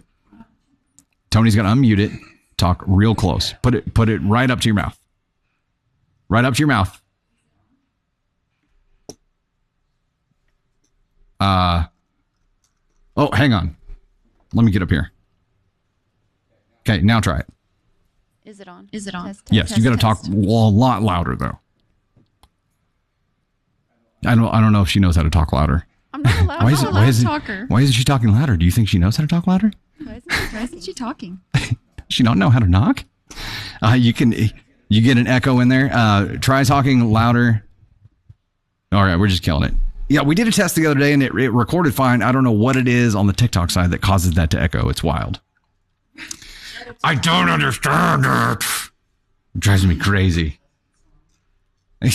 Not echoing for me, Jamie says. Yeah, I don't know if it's just because the distance from the mic or screw it. I give up. I'm just getting ready to set the thing on fire or chuck it out the window. That's where I'm at.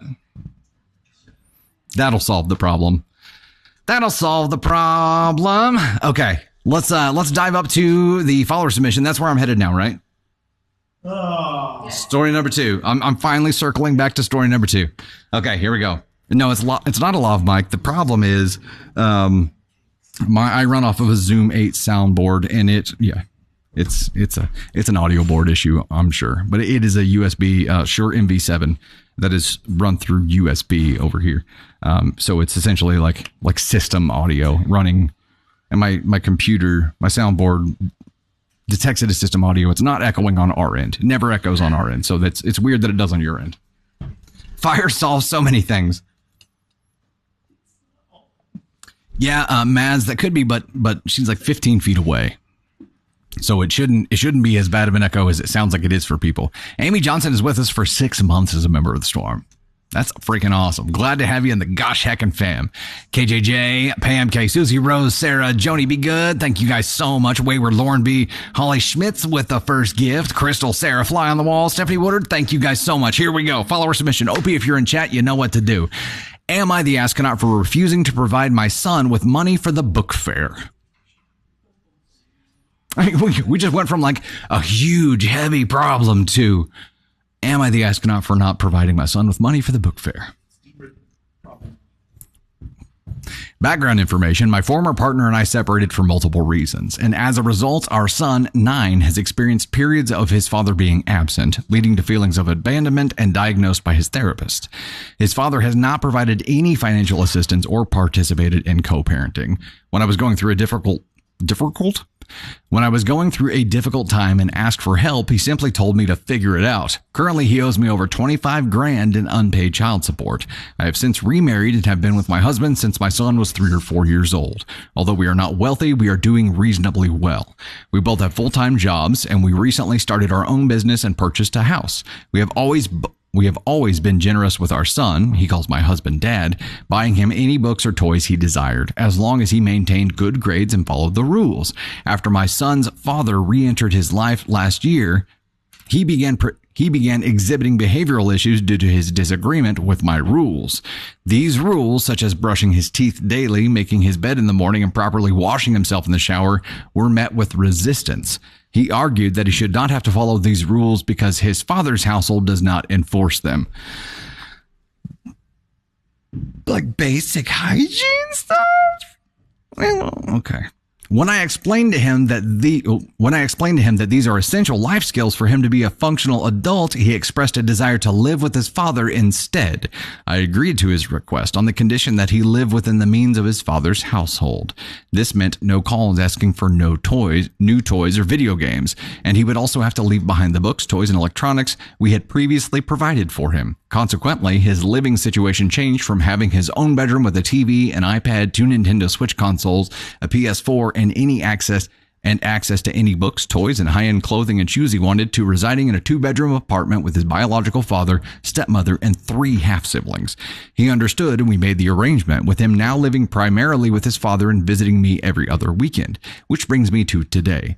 My son called me, requesting around $35 for the book fair because they can't afford it. In the past, I would usually send him with roughly $40 so he could buy all the books he wanted, along with some posters.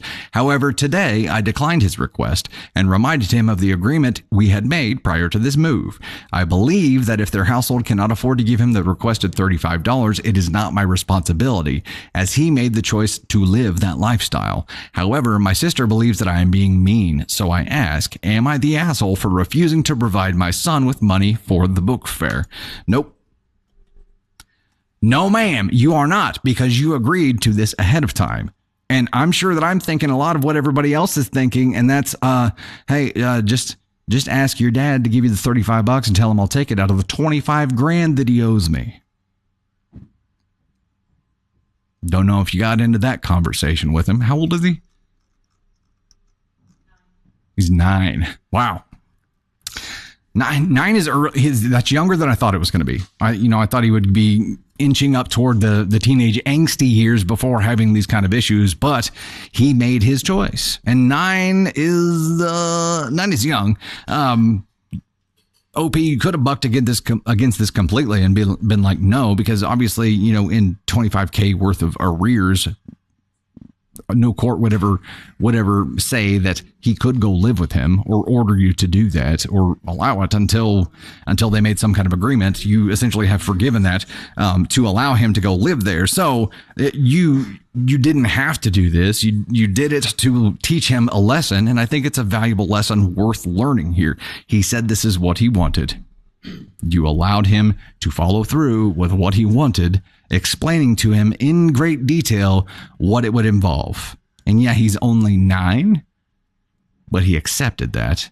And now it's the follow through. And at this point, it is, either I show him that there are no consequences for choices and I give him the money, or I stick to my guns. I show him there are consequences for choices and actions, and actually follow through with the lesson that I intended whenever I agreed to this in the first place.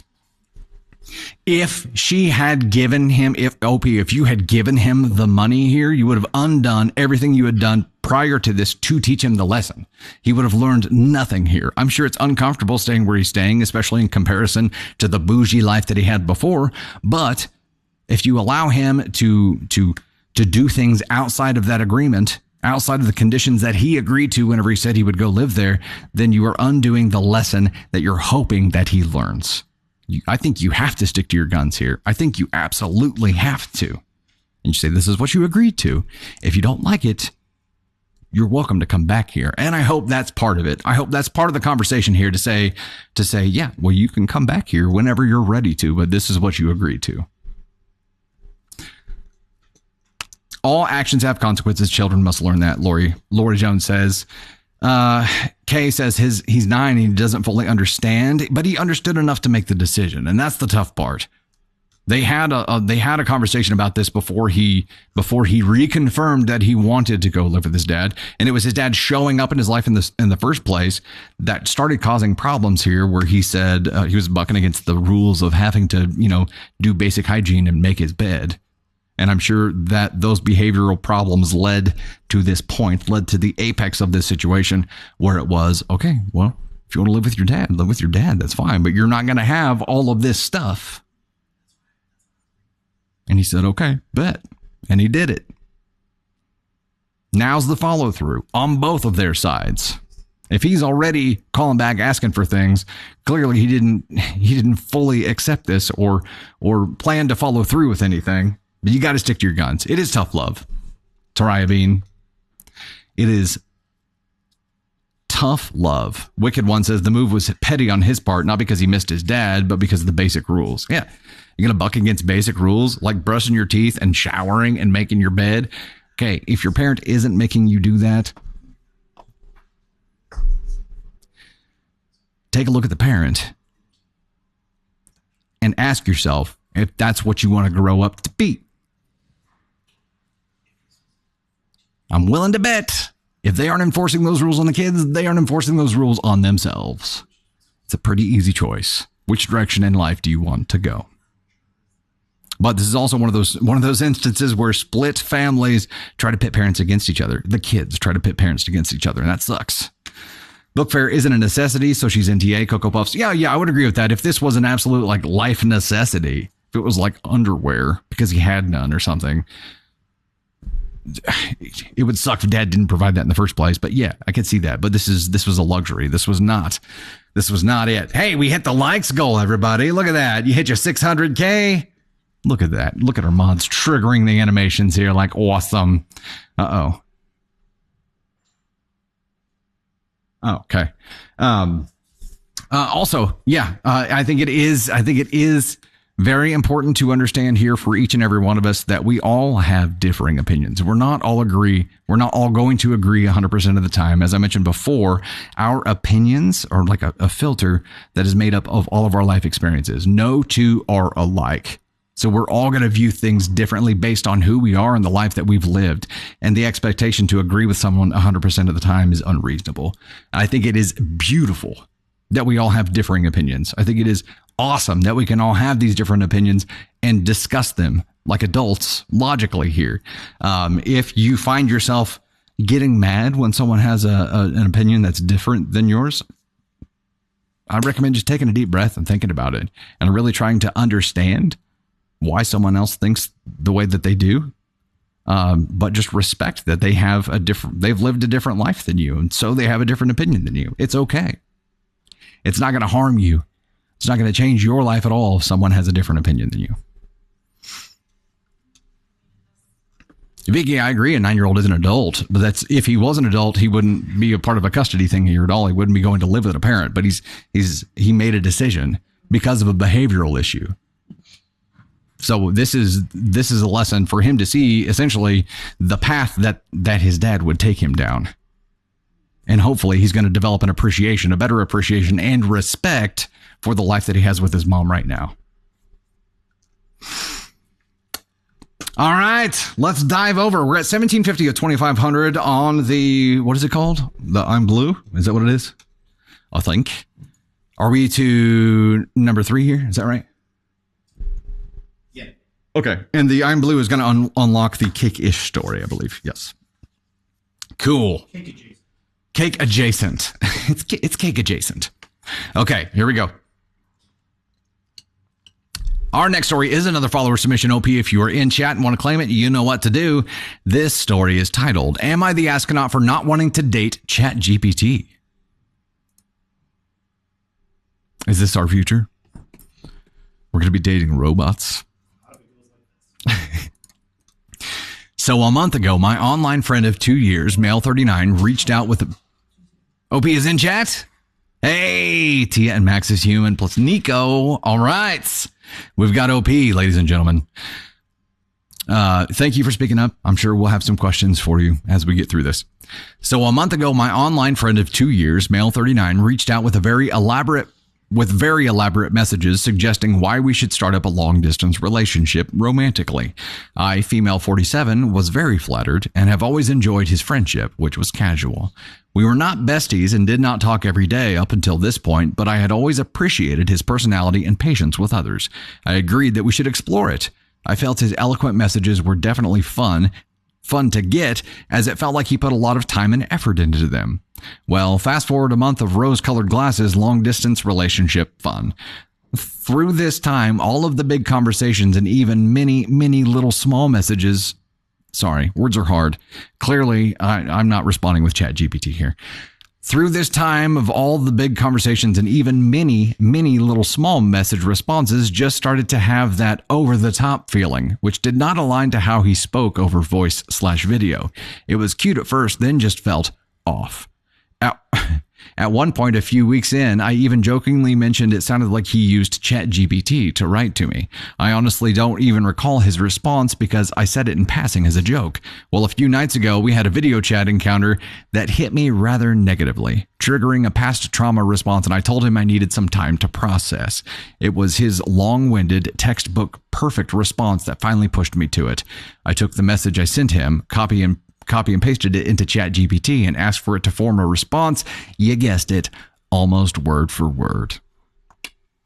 I was going to say, there's just a chance that he's a really good writer and not so good at the words coming from his face, but clearly that wasn't the case here.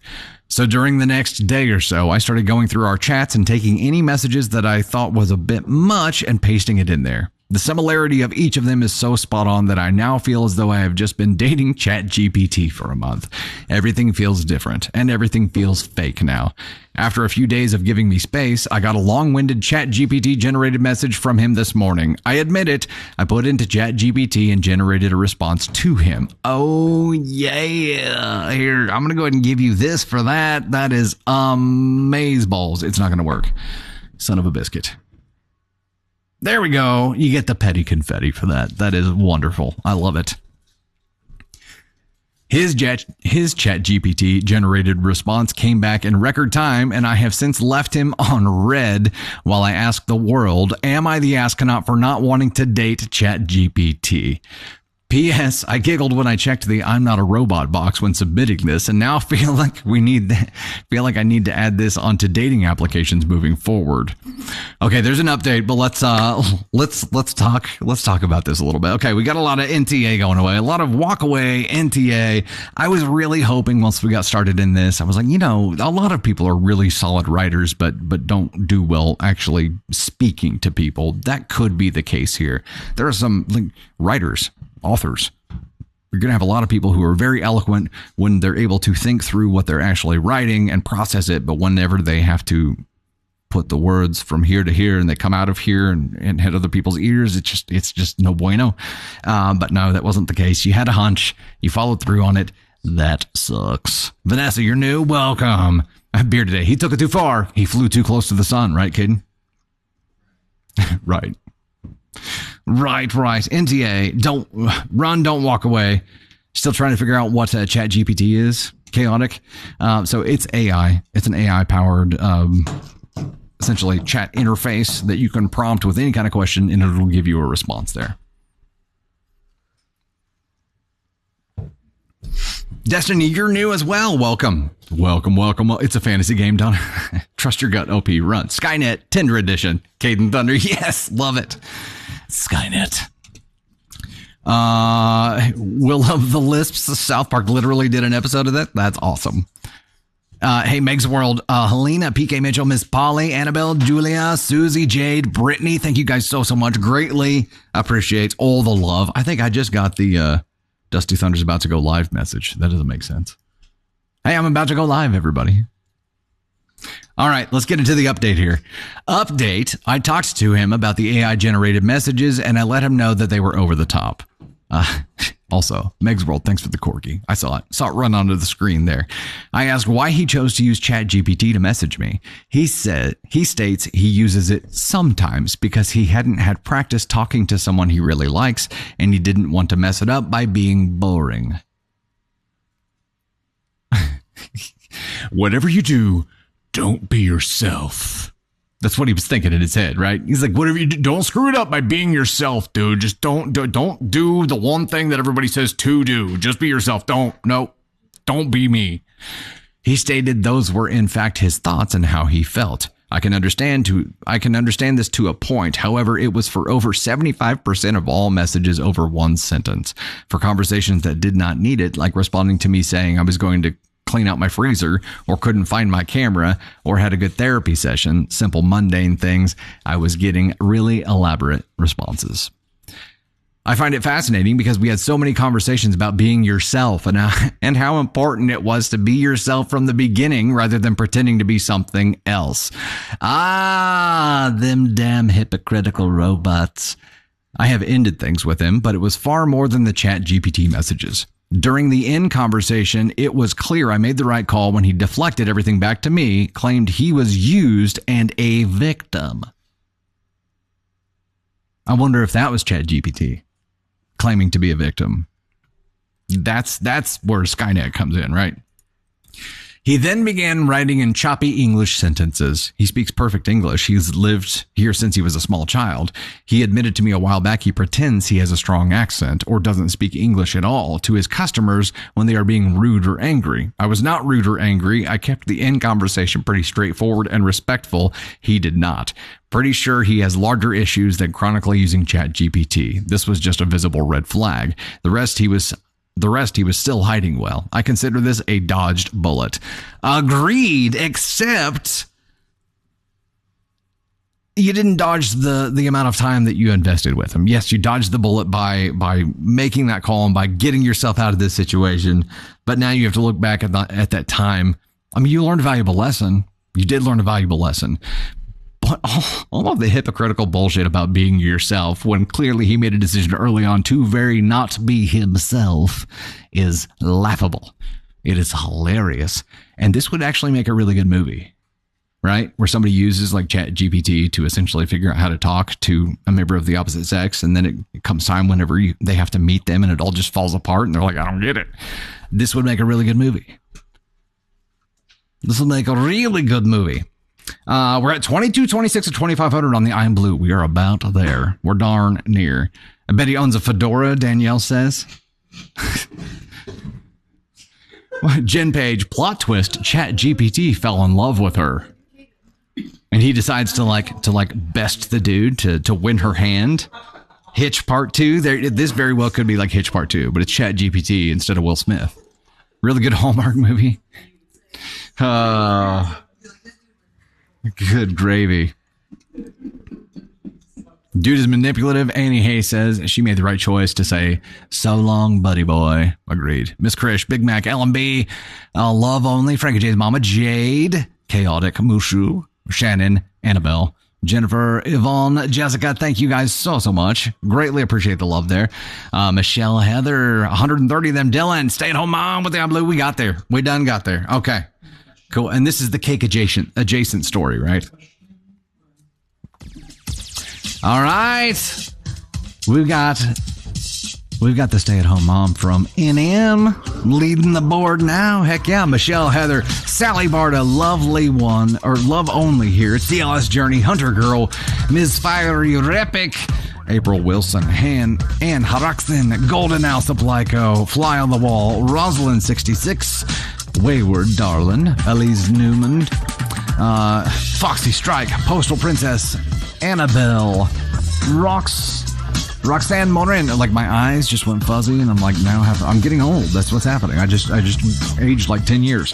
Crystal Gilmore, Pam K, Mama Silver, Ross Chick, Prep Girl, Savannah Mahako, Candy Thunder, Gaberino, Ruby Redhead, Janine Benham, Chelsea Stevens, Fane86, TARDIS RN, Jade Sue, Tony Spark, Stephanie Woodard. We've got Cassandra Edwards, Melly B4R, Piotr, not that Ellen, Debbie Hughes, Caror. Am I doing that right? Carorio? Words are hard. Rain Falls, Valerie Shadowcat. Thank you all so much for helping us get there. We got about 10 minutes left. I'll go ahead and set up one more here. Yeah.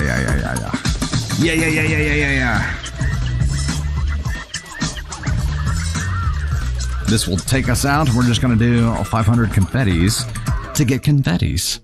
Okay, I'm going to go ahead and dive into our cake adjacent reward story here. We all ready? Not old, chronically gifted. I like that. Christina, words are hard. That's what ChatGPT bro said too. I love it. They are. But I at least use my own words when courting Candy Thunder. I didn't have AI assist back then. She says, yeah. Do you remember the first flirty thing that happened between us? I mean, for me, it was probably when we did a commercial shoot and we reconnected because she agreed to be in a commercial that I was filming for a client, which was very out of character for her, but she decided to get out of her comfort zone. And we were in this wooded area, and it was super, super muddy, and she was dressed up. And there was this huge mud pit between the vehicles she was sitting in and where we needed her to be. So I stepped over and like lifted her and carried her across it. And I think that was like the first flirty moment for me. She says, mm-hmm. I feel like for Candy Thunder, it was when she said, I feel like you should get Snapchat.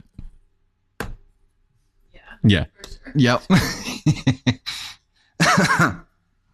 did some good pictures. Yeah. I drew a shark attack. You drew a shark attack? Oh yeah. We had a lot of fun with that. Sergeant Max says, I feel like Candy is blushing. Maybe. With love. Okay, here is our cake adjacent reward story. This one is titled, Am I the Astronaut for Stuffing Crab Cakes into My Ex's Air Vents? Somebody has to be a single brother. I don't have any brothers. I have 2 sisters. I'm sorry. Crab cakes into the ex's air vents? That's pretty epic. It is cake adjacent. It's a crab cake. It's cake-like. The crab cake sounds so good right now. I'm game. Can we do that tonight? Yeah.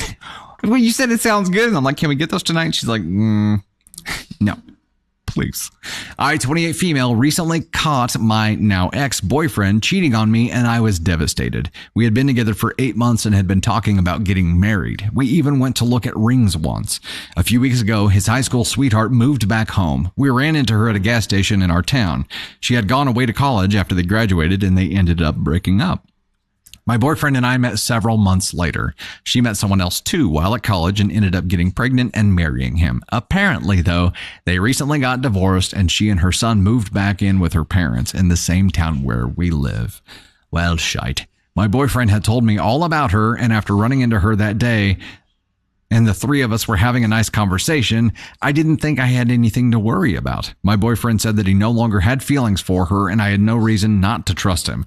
However, I accidentally left my laptop at his apartment one evening and didn't realize until I'd already gone into work the next day. So I left work at about 9 a.m. to run and grab it. He lives only about 15 minutes from my work. I got to his apartment and punched in the key code and opened the door and was shocked to see the 2 of them going at it on the living room couch right in front of me. Oh no. It's not just cheated. It's like walking in on the cheating in action here. Ugh.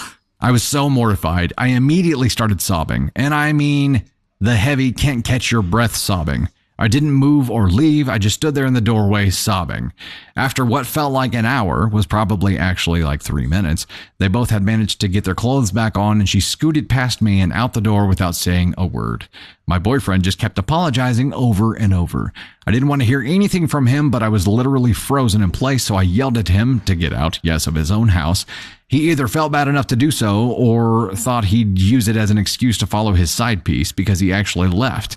Instead of staying and owning his mistake, he left me alone in his apartment with all of my feelings and the couch they were just effing on. Hey, Meg's World. Welcome to the Gosh Heckin' Fam. Glad to have you here. I cannot tell you how enraged I was. After getting a hold of myself and convincing myself that trashing his entire apartment was not the right move, I decided that I didn't want to be with a guy like that anyway, so I would get whatever things I had at his place and leave. End of story. So I gathered up my laptop, toothbrush, and a few clothing items and a blanket and checked the fridge for any food I might have purchased. That's when I saw the crab cakes and I got an idea. A terrible, wonderful idea. There were leftovers from when we'd gone to dinner a few nights before. I plucked them out of the fridge and stuffed them into one of the air vents in both his bedroom and living room before I locked up and left. Forever. I've not spoken to him since, so I can't say for sure if the smell has made its way through his house yet. I sent him a text later that afternoon letting him know to consider us over. He tried to call, but only once. I guess he wasn't all that upset about our breakup, which makes me feel even less guilty about the crab cakes. Looking back, it was a pretty immature thing for me to do, but I don't really regret it. Should I? Am I the astronaut? Hell no. Hell no. Hell no. We're going to go ahead and do this if it'll work. Yes, you get the petty confetti for that.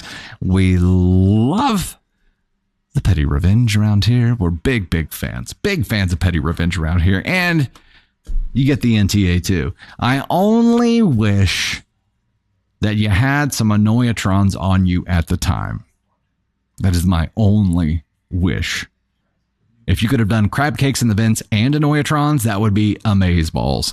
But Destiny says, I would have done more. NTA as it is. You would have done more.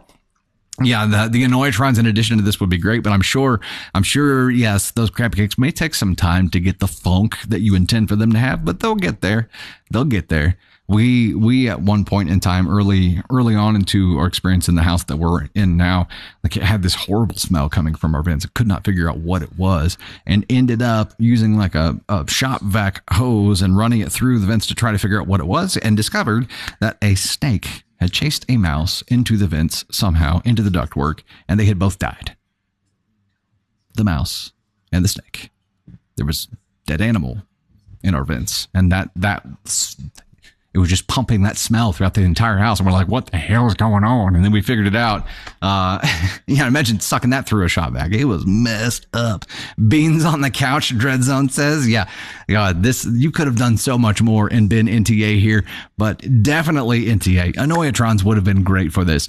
Also, speaking of Annoyatrons, we're doing a white elephant thing at my grandmother Gigi's house again. And the plan is, don't tell her this if you know her, but the plan is to, between now and then, like steal things from her house and then regift it to other people. I'm sure you've seen the video where they did that and it was hilarious. Well, Gigi is the perfect victim for that kind of prank. But I said I wanted to plant some Annoyatrons in her house, and we still have the few that Angel sent us. Candy Thunder shaking her head no, but I am so game for it.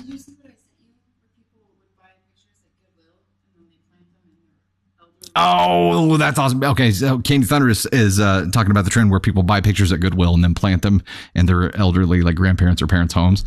And then they try to figure out how they know that person or where the picture was from. That would be great. We're terrible people. I'm sorry. We're terrible. But we like to have fun. We do like to have fun.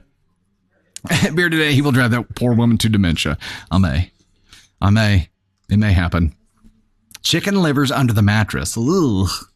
Ooh. Yeah, that's pretty rough. That is pretty rough. Okay, so let me check with my producers here real quick, but I'm going to go ahead and start some music for us because I feel like we may be getting ready for VIP live here. Is that what we're ready for? VIP? Sure. We're ready for VIP. Sometimes Tony and Candy are like the kids in the back of the class that just chat a lot and don't really pay attention to what's going on.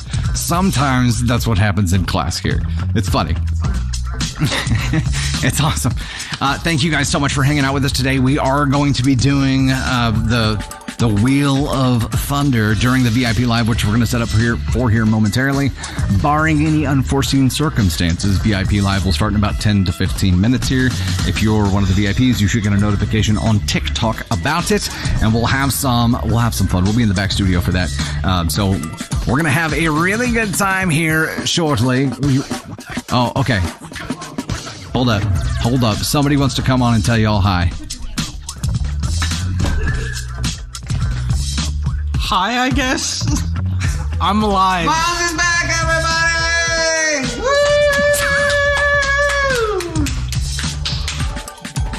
They wanted me to say that I'm alive, and that's pretty much it. They wanted me to say I'm alive. That's pretty much it. Hey.